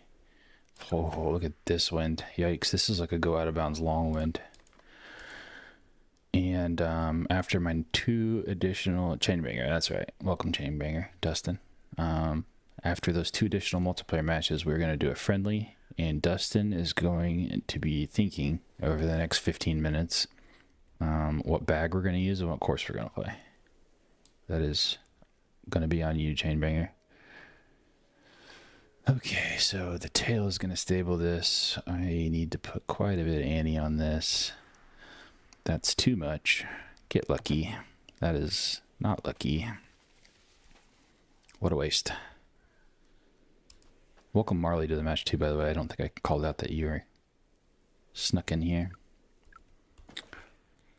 So I am so far right that I am just going to boomerang a slammer around the corner and just take whatever the heck I can get.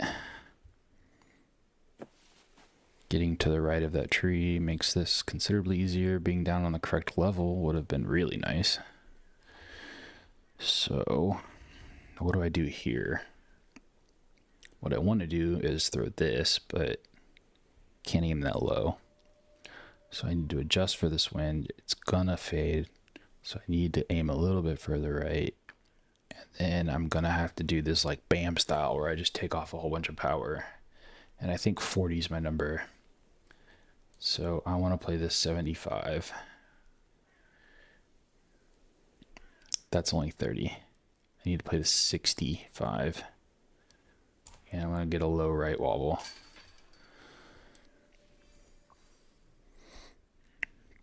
What's up, Schenkenstein? Dale, my guy, how are you doing? Ooh, awful wind here. No Albies today. Doesn't matter what the wind is on this hole, though. It should always be an easy eagle. Just turn something out the gap, hit the tree, doesn't matter. Hit that rock, wouldn't have mattered.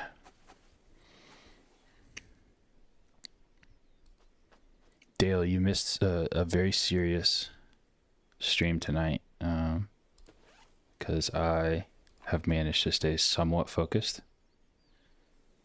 I don't have people talking to me in the Discord tonight. And again, I'm not complaining about that even a little bit.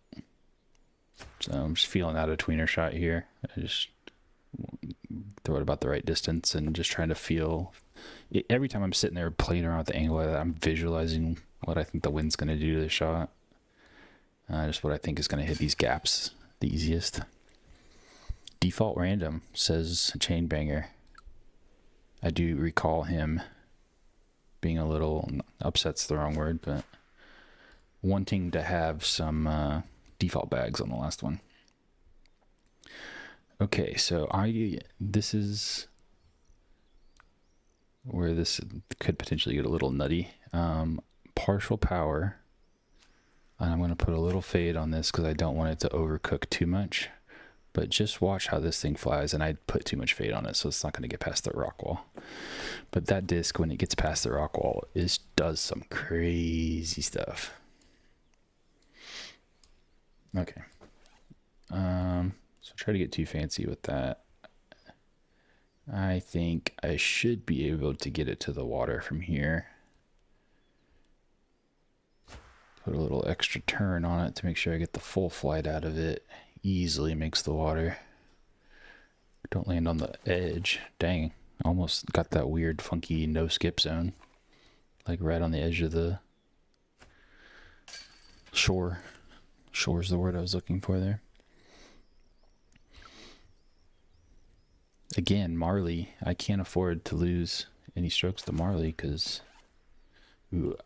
Okay, so any help on this hole is going to put me higher into that tree, which is more of a chance to ace. But this wind, I'm going to have to play a lot more ante. And this really kind of puts me into... Gotta get lucky. Yeah, see, I needed to put even more ante than that. It's going to be wet. Gonna be wet. Man, and Marley even gave me the opening. I got one on them, though. Now I gotta worry about Twappy. Oh, and Windswept, like the worst course to try to pick strokes up on. Okay, so this is my height.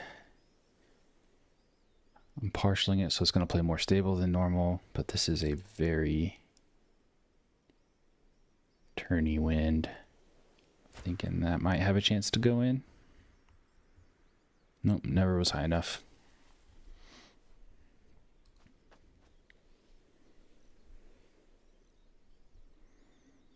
Only 915.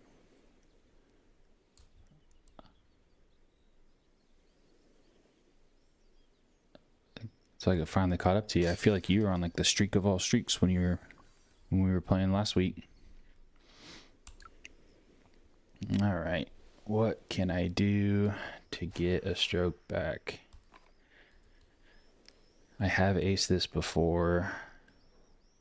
The goal is to get this up into the tree. I need to miss this first tree, so I'm going to have to flex it there. But I need to get this high up into the canopy of that second tree to get it to drop straight down onto the basket. I just threw that a little too low. That is not a hole that you're going to ace much.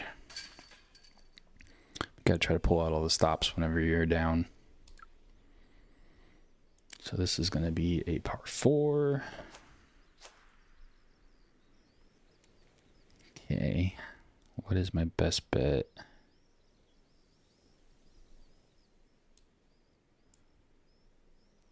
I don't like the fact that was head. If that was straight side wind or maybe even a little help, I'd throw skip paradigm and try to skip it off the bank in. But I think if I get this low enough, it can get water skip, bank skip ace.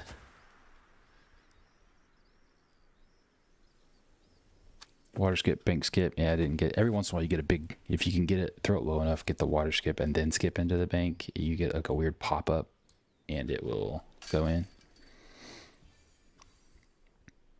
Clark, what's up, buddy? Thanks for the streams. You got it. Steven is actually my name, shockingly enough. So I will not be offended if I get called Steven. Typically go by Steve, and when the game first came out, I started playing in 2020, May 2020, and back then I feel like it just defaulted whatever your Google name was is what your player name was in the game. So I was Steve, and as you can imagine, there was a ton of Steves playing the game.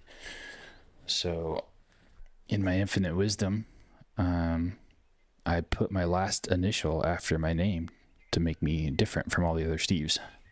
And that's where Stever came from. It's not a nickname. Nobody's ever called me that. Just my last initial.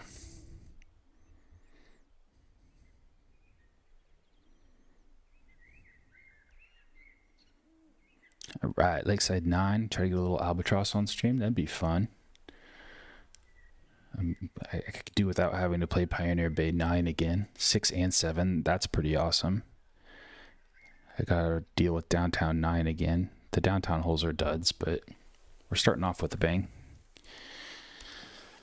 Alright, so skip paradigm. I like to point right at the edge of that waterfall. And how I remember the amount of ante on this, like my notch up there, I like the cone and the notch, the little notch on there. If I were dead center here, skew it just slightly towards the left. There's a little bit of a helping wind, so I'm going to back it back down a little bit more. And then I need to make sure that I don't throw this on a low wobble. I'm worried about this going too far right, overturning. So I got it when it was kind of up. That came out on a great wobble. That is a fantastic line. That is a terrible skip. Don't go in the water. So I got lucky it didn't go in the water.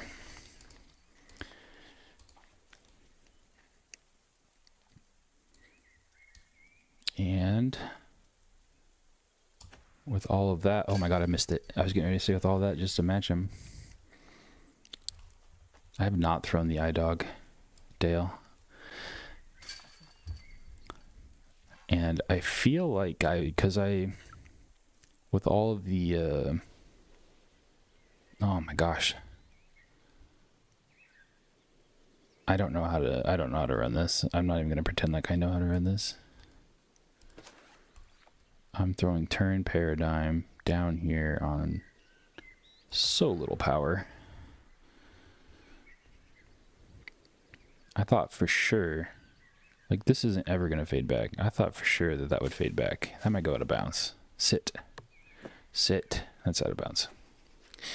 Wow. Yeah. So I've got some getting used to. I need to get used to that. I think I should be able to get this basket height, but it's so stable it didn't stand a chance. I think I see some creative flight lines coming from Marley too, so you may have bailed me out on this one. Yeah. Couple of pars. Thank you. I needed that. I was so excited about those holes too. All right, so I like to go here with a little bit of ante. Usually doesn't turn enough to get to these right trees, so that keeps me off that center tree. If I get a good skip, should put me in primo eagle area. Ooh, this is kind of an awkward distance. So I could throw Challenger, aim just a tiny bit up to try to eke out as much distance possible out of the Challenger, or I could go core. I'm going to go Challenger because this wind is playing right to left, and the core would play pretty stable. This Challenger, I feel like I'm going to have a better chance of putting it on chains, and I think that that is the correct height. It was the correct height. It turned out of my hand. So, not upset with that. Making good decisions. Should have thrown it there. Should have thrown the eye dog. Should have. All right, so world. I got my buoy clearing world, which I didn't put enough turn on, but yeah, just airmail it right over the buoy. Marley still throwing roll discs.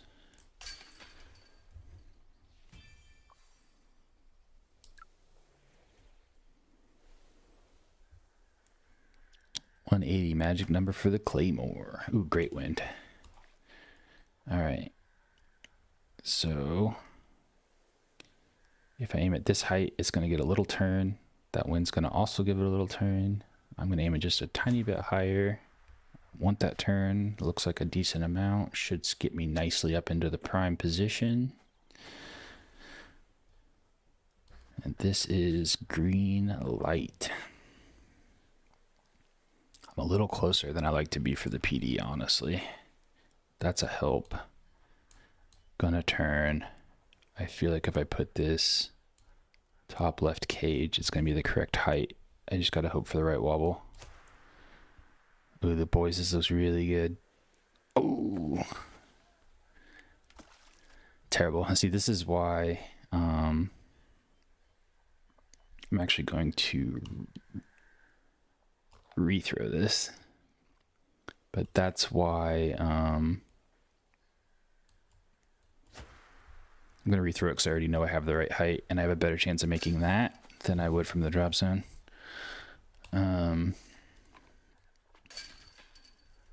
That's why I don't like throwing it from that close, because it will turn more. And that shot works the best when you miss left, because you catch those bushes and it pretty much gets rid of any. All right, so I want to keep my aim high to maximize my water skip. See, Marley threw his too low, and I am going to turn it to get it on the right line, which I misjudged because I'm not used to the world yet, but I still might get away with this because I threw it high enough. I barely got away with it, but I threw it high to get the big water skip. So throwing it low is definitely more comfortable for me, because I can control the turn. You know, I feel like it'll come out on a better line, but it does not do you any favors on the water skip. But that was a great save from Marley there. Okay, this freaking hole again. I've had about enough of it. This is going to be so stable. This is going to be so far. It's going to get such a massive skip. This is where I would be throwing Sampo skip if I freaking had it in the bag. But I don't. So I'm going to do that. As long as I don't hit that lamp, that should be pretty good. Ooh, Marley gave me another one. I need that. So now I'm only one down.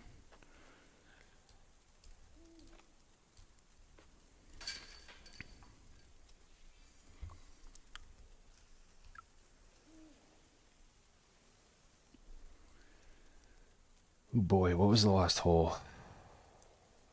It was 3. What is downtown 3? It's the stupid one that I can't ace. Alright, so this might be my chance. I'm going to play a little more hyzer than normal and try to get a monster skip around these trees, which I did. Very lucky skip. What's it get me? Okay, this might be downhill enough where I can get this there. And I think it's going to be fading enough to where I will hit that spin off sign if I miss. Excuse me, when I miss. So let's give that a shot. Nope, caught the push. Bummer. I would like to see that at least try to make.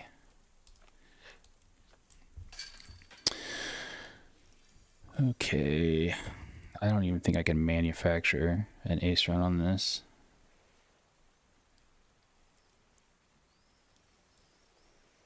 Since I'm playing smart, I'm gonna go ahead and wait for Marley to throw an inbounds here. Because you can't get some funky rolls off this hill. I don't think he did. I'm not gonna wait to see if he makes it or not because I'm not that petty.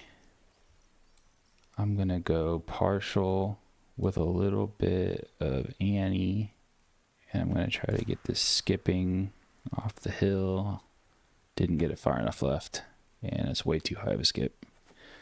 Oh, what a save. Hit the stake. Not that it matters. GG, Marley.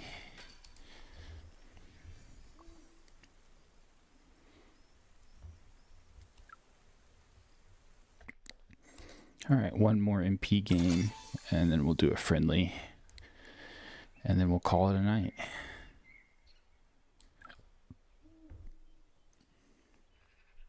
Ooh, look at Jared right off the bat. Welcome, Jared, to the stream.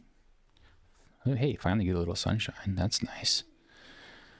Northern Lights 5 and 6. Those are boring holes. Nokia 3 and 5. What's Nokia 5? Nokia 3 is good. I don't remember what 5 is. Okay, so I like playing a monster flex on this hole. Normally it would be full ante. With this wind helping, I'm going to go a little bit off of it. And just let this bad boy fly. Get way down there. This is nice because 400, I can just play PD. I'm actually going to aim a little bit further right and hyzer this because of all of that wind. Oh my gosh, that was way higher than I thought it was. I didn't do a good job getting my height right on that. I want to earn this one. Alright, so 3 wind into me a little bit. Gonna pop it up a little bit, so I'm gonna aim low. That wind will keep my disc straight. I don't have to worry about the fade. I'm gonna add about 10 feet because of that. Add about 10 feet because of the increase. And I'm gonna release it right about, get down and right. That's right, now get down right there.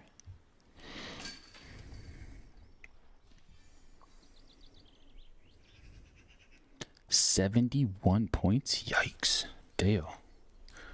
I am at 10-14, so I've lost 2 points tonight. Really some dumb mistakes.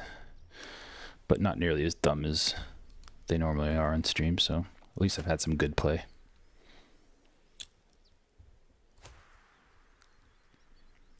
Really nothing to this hole. I just throw it down here somewhere. Hits a tree or not, don't really care.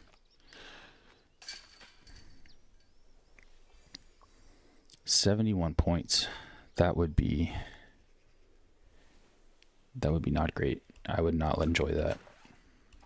I feel sorry for you.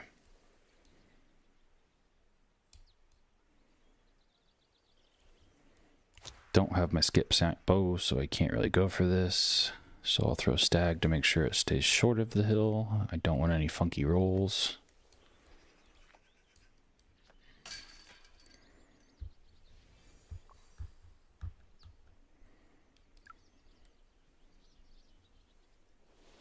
Okay, I need to remember that I have a 1-stroke advantage.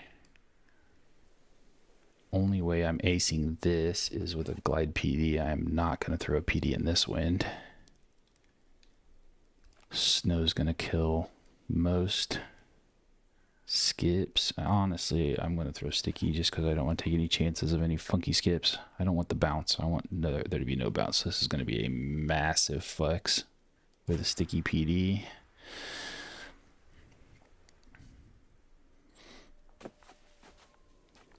So what I would be worried about that, like the Sampo, because the snow should kill the skip, but a disc that doesn't have sticky or roll on it will bounce. So what makes sticky stick? It's got more friction, but what really makes it grab hold is the fact that it doesn't bounce.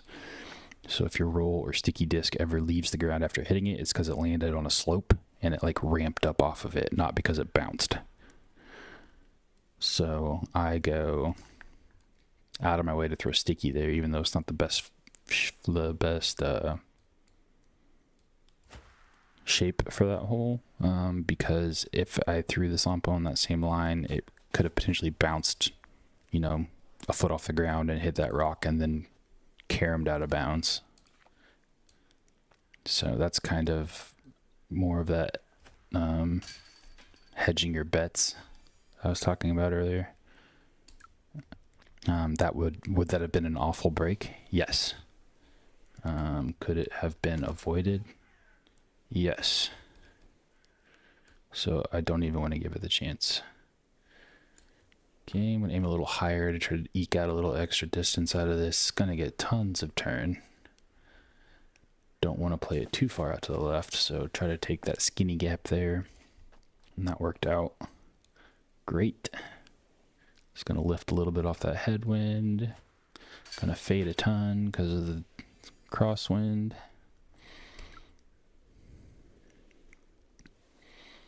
Oh, sunshine. I forgot. I get a little sunshine. All right, let's get a couple aces to end the night on. Okay, so this is my height. This is a one-wind aim for me. So as far as wind adjustments go, I'm going to aim lower because of the tail, which will cause it to turn more, but it's also going to fade a heck of a lot more because not only do I have a tail, but I got it right to left. So I'm going to put it right here.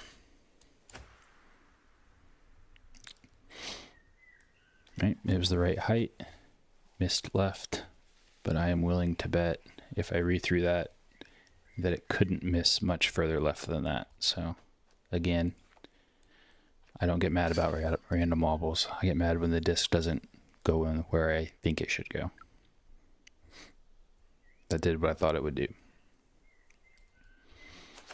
Okay, I like going light glide defender because of the extra stability, and I can crank it over on such an incredible anhyzer to where any of those wobbles will turn out good. This one wobbled left, so it stuffs into the hill and kind of kicks down here. If it wobbles right, it just flies all the way down there. There's like I have like a 10% chance of hitting that tree, pretty much, is the only bad outcome I can have, and it's really not that bad of an outcome. It just means I have to throw in from further away, kind of like this one, a little further away. But one wind, flat ground, I'm not missing that. Okay, so left to right wind, glide core. This is where the height would be, a one-wind aim would be like right here. What's the wind doing? I'm gonna aim just a tiny bit lower, and it's gonna make it turn a little bit more, so right there. And we're gonna ace to end the night off. That turned out to the hand. That was no good. But I didn't need it. I'll take my 3 points. 4 points. I get 4 points out of you guys.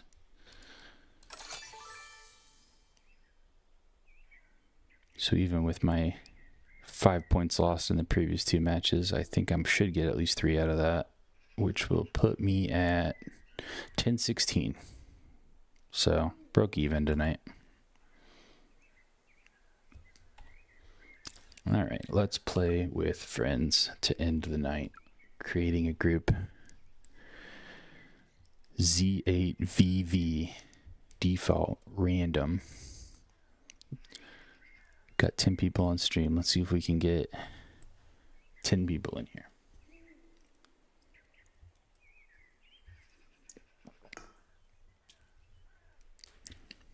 ZV88. No, Z8VV. Sorry. There's Marley. Welcome, Marley.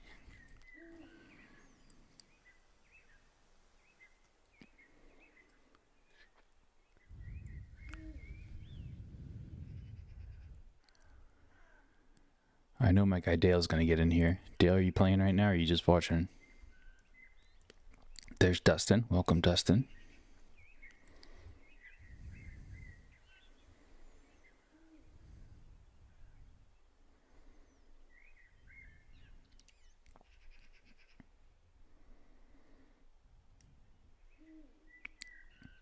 I'm guessing Ezra's not playing. I don't know who else has really been talking.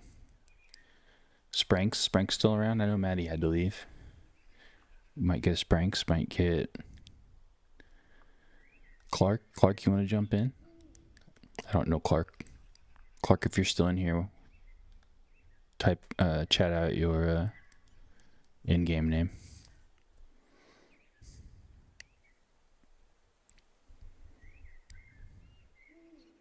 All right, I'm gonna give it about 30 more seconds. See if anybody else wants to join in. This might just be a threesome.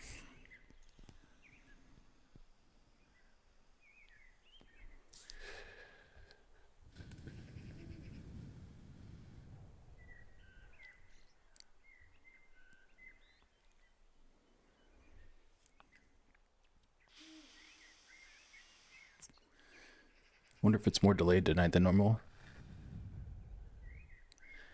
Spranks, you are a very responsible parent. I applaud you. All right, let's go. We're starting.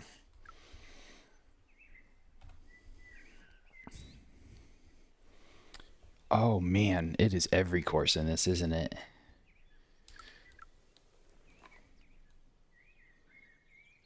Where do I aim? I know I like to play forehand through here, and I think this is a good win to get me up. Get me up into a decent spot. Oh, caught the tree. Don't hit the honey. Give me a look. All right, 129. This is going to be a big old hill. I think this is to the point where I am no longer throwing unconventionally here. I am going to go for it. And I think a forehand on this height would be just great. A little low.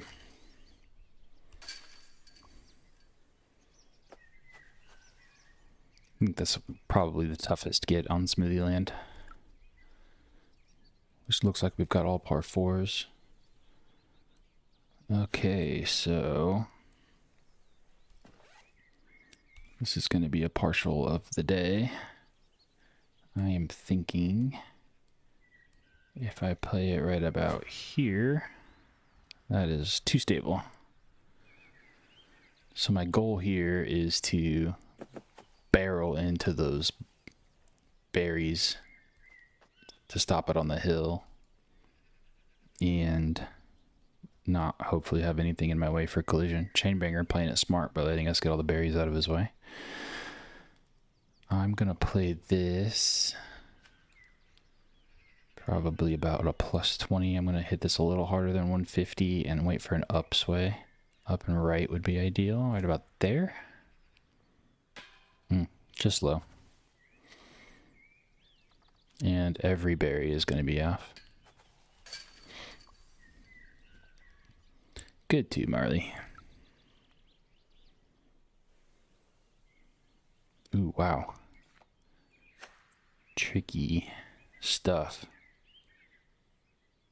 I don't remember the height. So I think it's something like this, and I'm going to stick with Rive and flex it. It's too high and I didn't flex it enough. Okay, good. Stalled out early enough to where I didn't go in the water. Marley has played more Smoothie Land than me. Okay, so this would be flat ground, full power aim.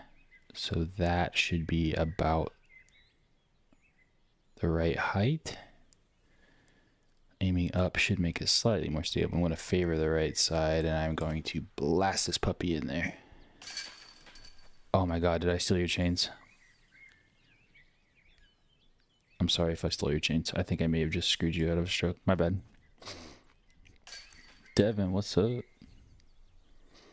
Watching a guy play Undertale but adding a new HUD element every 5 minutes. I have played Undertale. I like Undertale. That's one of those games where it's like the game's good and the writing is clever, and it's made by one guy, which is just nuts. But the fact that the music is just so good, like, I can't understand how one guy can be that talented.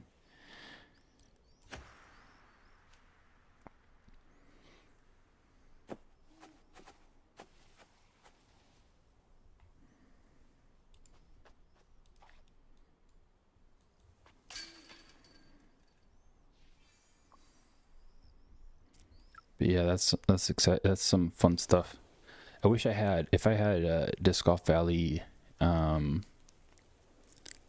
if I had the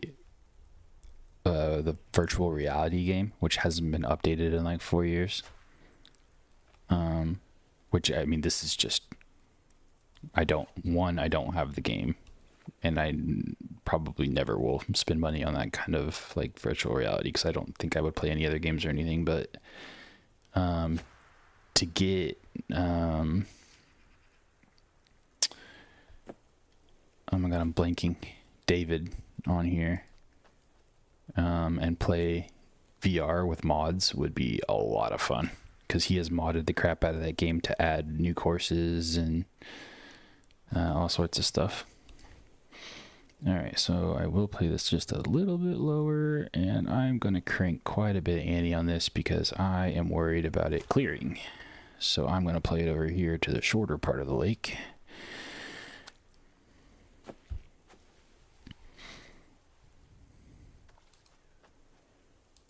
Oh my god, Marley. Look at that. Please tell me that Fall Flight lied. That Fall Flight did not lie. Marley off the cage into the drink. What happened to Dustin? Did you retire out of the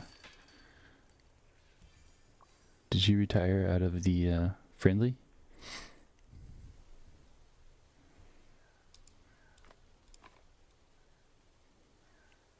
Alright, so I'm going to not put the hyzer on this one to be aggressive and really try to send it down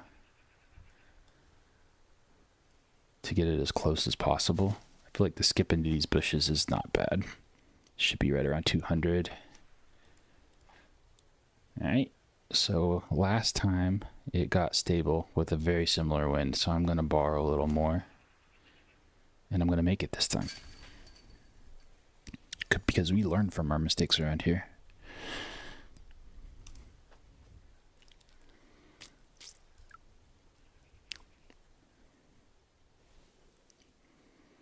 Oh, goody. My least favorite course. Alright, I don't have a sweep or a sapphire, so I cannot get a fairway there.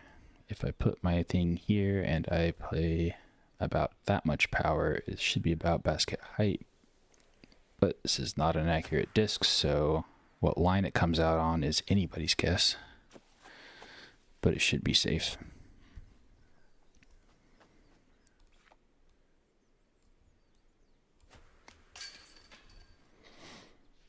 I aimed down more than I wanted to, so I just threw it way the heck harder than I was going to. Why not? All right.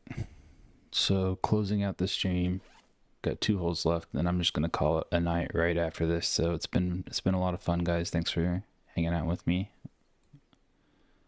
I'm gonna take advantage of Father's Day tomorrow and sleep in a little bit. I am also gonna try to ace this, so I'm gonna put a lot of turn on it to make sure that I give it a chance. But this will also bring the rocks into play. But that is a really good looking line. I think I got it. Oh, it's just low. Just low.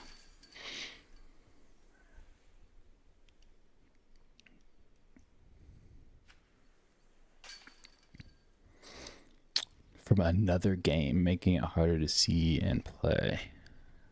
Yeah, I was trying to feel like what other things you could add to Undertale. I mean, the gameplay is relatively simple. You just kind of move your little heart around. Does it change like the controls too?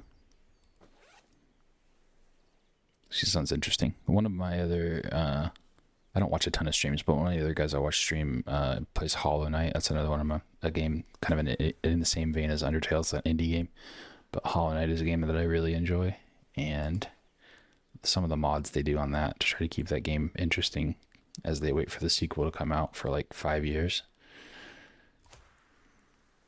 Some of that stuff looks like a lot of fun. There's a lot of stuff I'd like to put into this. It's kind of like what I did with Ripped. And Devin, I don't recognize your name, so if you're somebody that I recognize and this is all stuff you've heard, then I'm sorry. But one of the other videos I just put out in collaboration with Bam Anum and Aaron Christensen was Ripped Revenge, but on DGV. So kind of in the same vein as adding the new display elements every 5 minutes. This was Ripped Revenge, which I don't know if you've heard of that game, but essentially it's a deck of cards, but each card has like a negative thing that you can make your opponent do just to make the game more interesting. And I made a whole virtual deck of that and did it, and it was a lot of fun. And I plan on doing that live, and this is how I'm going to end the stream, is by pleading with people. And I know there's only 9 people left here now, but anybody watching the end of this VOD,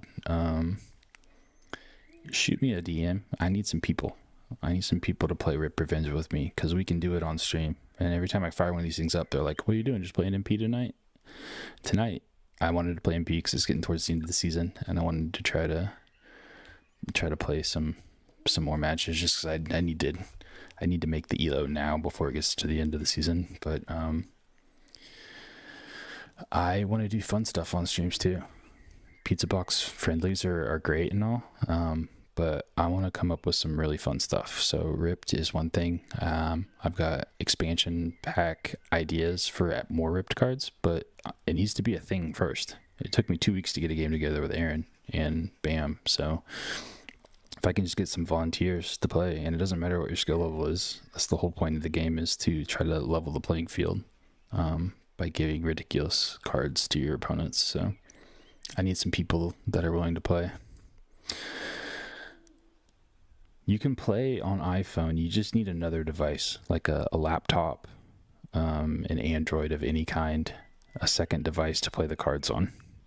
But iPhone is totally fine. You can play on iPhone. You don't have to have a computer. You just, whatever you play the game on, you need to be able to stream on Discord or screen share, which you can do from your phone, on Discord, and be in the voice chat at the same time so that I can hear you and I can see you, so I can record your stream, and then have another device to play the cards. And so you could be playing on your phone in front of your computer and have the cards on your computer. You can have a tablet, Android tablet, or a friend's Android phone.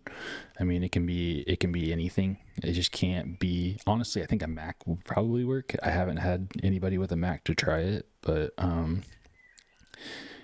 just with the app that I use, it doesn't, like, for me to get you the cards, I have to send you a zip file, and an iOS doesn't recognize the zip file for whatever reason. So it's like a bug in the app. So I contacted the developer, and he said he's working on it. But I mean, this is one dude that came up with an app, and I don't know how much support he's going to do for it. So it could be a little while before we see that fix, if we see it at all. Yeah, I have an iPad. So as soon as he fixes iOS, I will absolutely let everybody know, which should open it up to a lot of other people. I'm finding out now that a lot of people are Apple users, and a lot of people don't own computers. I'm actually shocked by how many people don't have computers. But yeah, no, reach out to me. Should be a fun time. And then I'm going to come up with some other fun things to do. I might come up, we might have some starter sets I think might be fun, which I haven't thought about this. I watch Foundation guys do a lot of crazy stuff, and I'm pretty much just straight ripping off their ideas. That's where the Rip Revenge, I saw them play it. But we might come into here and do we might have a budget or something where you can buy, you have 15,000 that you can spend or something like that, maybe 20,000. Or we could just pick, today we're going to use the Agent, and we're going to use this Turn Windbreak Captain, and we're going to use this Extra Glide Windbreak Anchor, and we're all going to play with the same 3 discs. I feel like that would be fun. Call it the Starter Set Challenge. But it's hard because I have a couple thousand discs in my collection, and I have some really wild, wacky discs that nobody else has. So if I could have everybody with a Turn Queen, that would be a fun round. But unfortunately, not everybody has a Turn Queen. So, but I don't know. If you guys have any ideas, throw them up too. I want to have some fun. And I've had some adjustment period for the summer break because the kids are home, my wife's home. I don't have the time that I had when they were at school and had other commitments. But I'm somewhat getting back to a normal streaming schedule. And my idea was always to have Saturday be the serious play stream and have Tuesday be the fun one, and then have Friday be a European one where I could play in the morning. But that one's pretty much out for the summer. Sorry, European people. I can't do that in the morning with my family here. It's just not going to happen. But when they go back to school in August, I will fire up Friday morning streams again, so that the Europeans can get on board. But yeah, I guess that's pretty much all I got. I'm really excited about this update. I want to see what we're working with. The Slammer is coming out, and my Sampo is going back in 100%. But if they're gonna unlock everything, this is what I see happening. I never end these streams in a timely manner. But this is Steve's tinfoil hat zone here. This is what I think is gonna happen. Old school DGV. The bag wasn't separated into main bag and utility slots. This wasn't a thing. There were 12 discs, and it was 4 across and 3 down in one bag. So I see them getting rid of this completely and shuffling it back over to where the discs are 5 wide and stack up higher, so it's organized in a square shape. And that just doesn't go with 14 discs. So I feel like it's going to be 15 unlocked slots, and I feel like that's what's going to happen. That's my prediction, and it's going to be wild because I don't even know what other disc I would put in here. I could throw the tweener back in. It's a quality of life thing, but it really doesn't add anything. Like I wouldn't gain anything from that. I could keep the Slimer, which that would be a real dark horse move to have 2 putters and 2 mids in my unlocked bag. Because these aren't changing. I'm not getting rid of either core. I just don't like 7 speeds. And I'm so used to not having one. And I'm really liking this driver setup. So these are staying. I get my Skip Sampo back, and I don't feel like I have any holes anywhere else in my bag. So what? I don't know. Chime in. Throw it in the comments. What disc would benefit my bag?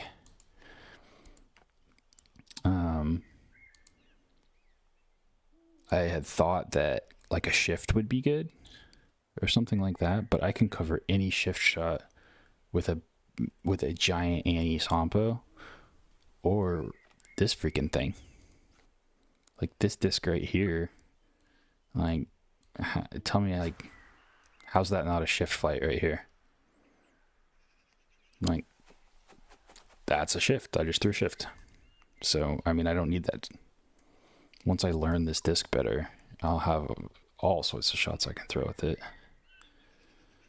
So, like, I mean, what do you do? Put a roll disc back in, but I don't want the stickiness, so I mean, I guess I could have that in until they nerf roll. I could put a sticky paradigm in, but what? I don't really see the benefit of that. It would pretty much only be useful. That's not sticky. I want this one. That one's roll. It would really only be useful if I threw it hard, because I would like, this is a shot that would never be useful because I can throw a PD that far. So I mean, like, that's just pointless. So I'd have to throw it hard. But what's the benefit of throwing that shot, which has more wobble and goes the same distance as a partial water skip that's more accurate? I have to worry about the extra turn. I mean, like, I can't throw that as accurate. Like, I just don't even think that would be useful. So, I don't know. I'm at a little bit of a loss. I don't know what. Because if they nerf roll, then I would probably put this disc in and keep the water skip world. So I'd have a roll, which would have normal ground play because they nerfed it. I'd have water skip, turn. I mean, I don't know what else I could want. I mean, I don't know. I guess I'd put the tweener back in. But yeah, I don't know. That's a lot of thought. Quality of life. Is the tweener more beneficial than a slammer? So it'd probably be the tweener, or the slammer would go back in. So, pretty wild. My bag likely won't change a whole lot. I think this is the big change on my bag. So, all right, I'm going to kill this. Been fun. DD or a bolt? I'm sorry. Consider a Manta to replace the stag. I'm going to answer these questions first. Did you consider a Manta at all to replace the stag? Let me pull up disc stats real quick. And this is where I'm going to be super bougie on my fairways because, like, the Fortress on paper should just be like, and Glide should be better than my PD in pretty much every way. But the issue is the fact that it's quite a bit faster, but it has less lift. So it hits about the same spot. It goes a little further. I can hit from a little bit further away from it, but because it has all that reduced drag and it goes that much faster, it doesn't increase the stability enough to account for that. So the fact that it has more turn than a PD and less drag, it's too unpredictable. So, and I feel like Manta is a 3.32 lift. So I really like the numbers and I like the flight, but that lift is low compared to others. It's got the drag of a Flow, but the Flow has 3.43 lift. So the Flow actually goes about as far as a PD does, even though it's quite a bit slower because of the extra lift. So the Manta will probably likely go closer to the distance of like a Pioneer or a Musket. And yeah, it's just, if I were to replace, like, the Manta would be an option if I wanted to take out both the PD and the Stag and combine that into one. Like, I feel like if I carried a 7-speed, then Manta would make sense. A 7-speed and then Manta would make sense. But because I don't carry a 7-speed, Stag and PD makes more sense than Manta and PD. So I would need to go like Manta and take out both of those discs, which I'm not interested in at all. DD. So to go on to Dale, DD is pretty similar. So like, what makes the DD good? It's understable, right? And it's cool because you can do this, right? It's got crazy lift and you can throw it out there, and this is going to go over 600 feet because it just stays in the air forever. Yeah. So I can do, well, that was 612. So I can throw a Paradigm higher than I normally would and turn it to get a max distance flight out of it. And that was a complete dud of a skip. But that will likely go somewhere in the neighborhood of 600 feet, I would imagine, if I don't get just an awful skip. All right, so that got the full skip, and it goes 612, right? So 616 goes just as far as a DD. But what a Paradigm can do that a DD can't is allow me this amount of control on a partial. I can throw this on a string, and I know exactly where it's going to go. And I know that it's not going to turn into that tree whenever I aim it on a low line. But if I do that with a DD, it has so much turn and so much fade that when I aim low like this, see how much it cranks over? Like, that's unpredictable. And it's like, now we're getting into pizza box land where I can't visualize that. So that's less useful for me. Like, I could aim it high on a partial, but that killed the turn. But now look how much it fades. Like, it's actually got quite a bit of fade on it. So to me, that flight just isn't useful enough. It's a one-trick pony. And its trick is that I can do this and have a relatively straight pole and get this max distance full flight that I can get out of a Paradigm anyways by manipulating the flight. So it doesn't give me anything. And that's my problem with those mega understable discs. Is I could take a World and crank it over and throw this very straight because there's not much fade on this thing. Like, I can have so much control over this disc and what it does. And at the same time, I can aim it dick high and throw it and know that it's not going to turn over into that tree. Like, that's control. Like, that's what I like in a disc. And that's why this is viable for me and not the DD, because this is even more understable than a DD in turn.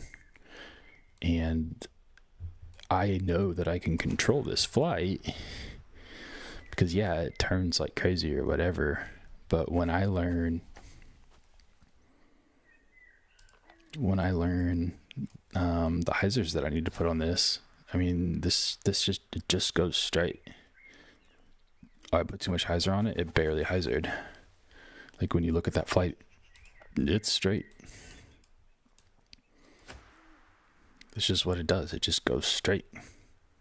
I don't have to worry about the turn. When I aim it low, it goes straight. When I aim it high, it goes straight. Right? It just requires a little bit more hyzer. But like, I know that's not going to turn over into the tree. And I don't know what kind of Ds. These are all my DDs. I've got a turn light. All right, so imagine trying to throw that same shot with a turn light. It's like I can put all the hyzer in the world on it. And it didn't turn. So it faded way the crap out to the left. Okay, so I put less hyzer on it. And that is as straight as I can throw a DD. I had to get the angle absolutely perfect, and it still had more movement on it. And if I cut that hyzer a little inside, look how far it freaking goes right. That's just not in it for me. So water skip paradigm would basically be the same as a turn glide drive. Yes, it's a little straighter than a turn glide drive, but it's also a little shorter.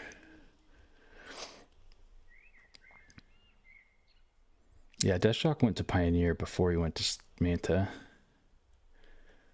So, water skip paradigm, basically the same as a turn glide. Yeah.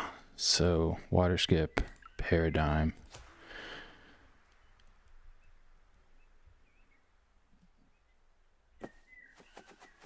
So that one wobbled right. So it actually turned quite a bit. And you see how slow it was to fight out.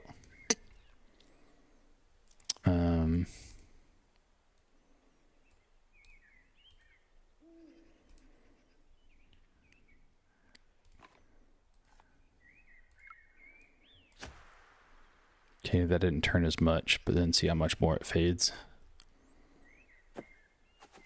It's also got more go juice. But if I get this one turning like that paradigm turned, it stables up quite a bit faster.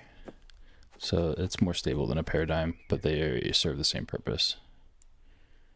Definitely. I would say paradigm is probably closer to like a turn gold. Would probably be a little more paradigm-like.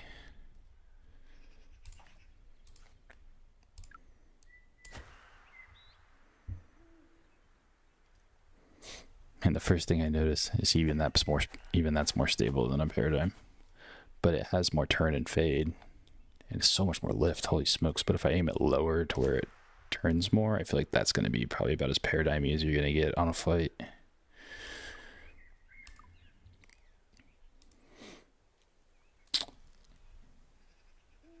Maybe a turn, probably a turn world. Honestly, a turn world is going to be like a paradigm, but it's kind of a pointless disc.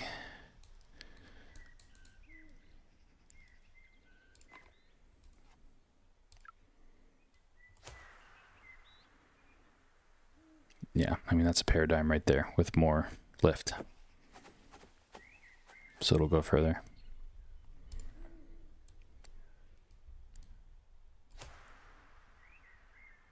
Yeah, very paradigm-like. But you're wasting an entire stat to take the water skip off of it.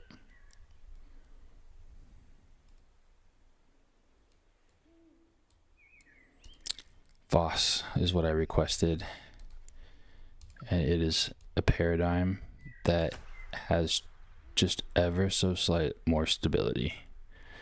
So I feel like a paradigm just wouldn't quite have held. Probably easier to see it on a skip. I actually see the full flight.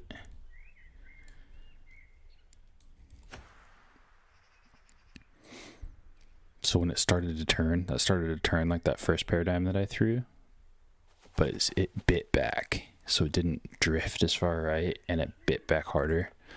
I like the idea of having this in a water skip. because I'm just going to have that element of control. And it's going to allow me to aim lower on partials without fear of losing it, and to be able to put a little ante on it and control like that flight right there. It's going to be very controllable. So Voss plays by the numbers. It should be very similar to a Paradigm, but it has a feel of quite a bit more stability. Just like the Enigma feels like a Paradigm, but it's almost the exact opposite. Like when it turns, it takes even longer to fight back. So it's like they're all in the same vein as the Paradigm, but they do these little things just a little bit differently. So I really want to turn Enigma to replace the turn Paradigm, because I feel like it's got the least fade in the game, but it won't be quite as squirrely. So I'll probably try to get that. I think I got the Voss on the way, and I think a turn Enigma will be my next disc. And I'm going to throw a bolt for the first time ever. I don't even know what a bolt does, man. I am sorry. So let's go glide water skip so that we don't have any. Okay, so it's understable and it doesn't have a ton of fade. That is a short Paradigm. So that's a tweener length Paradigm, but with glide. So I feel like that is a windbreak water skip Paradigm.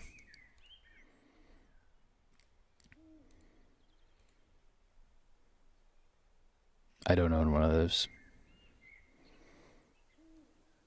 I think maybe I have I know I've got I got at least one Paradigm that's not a glide. Yeah, windbreak sticky.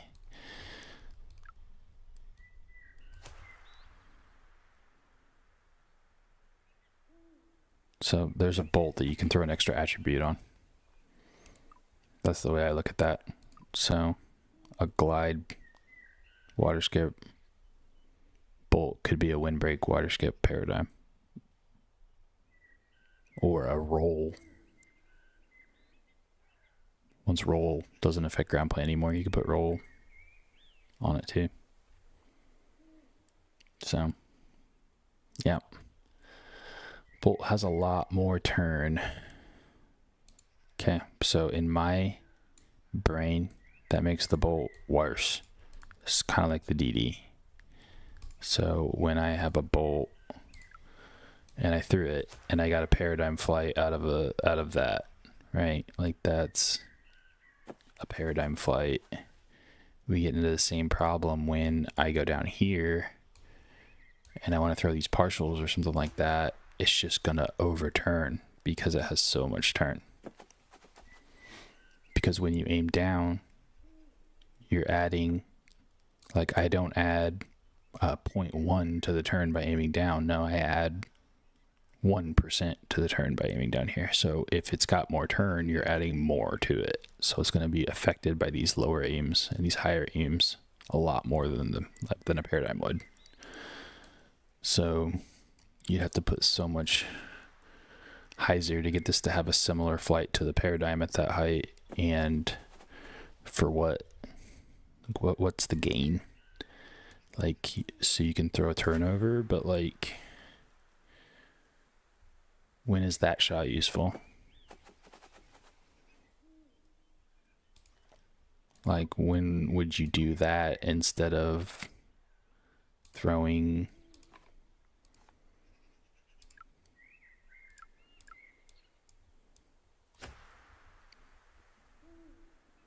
like that shot?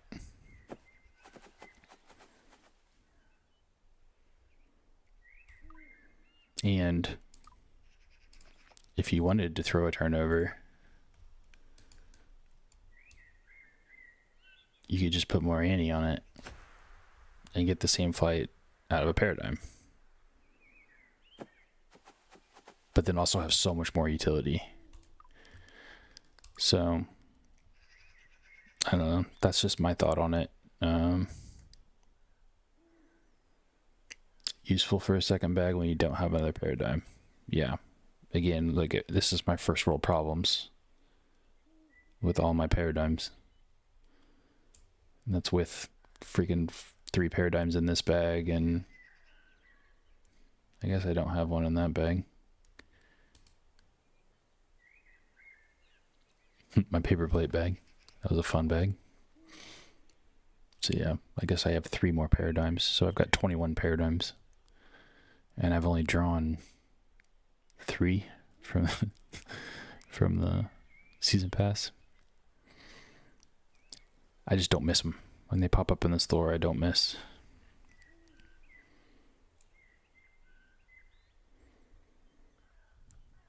Okay. I've now fulfilled my obligation to have a whole bunch of junk time at the end of my stream where I just ramble on like a madman. So I'm going to go ahead and call it a night. Guys, it's been a lot of fun, and I will see you later.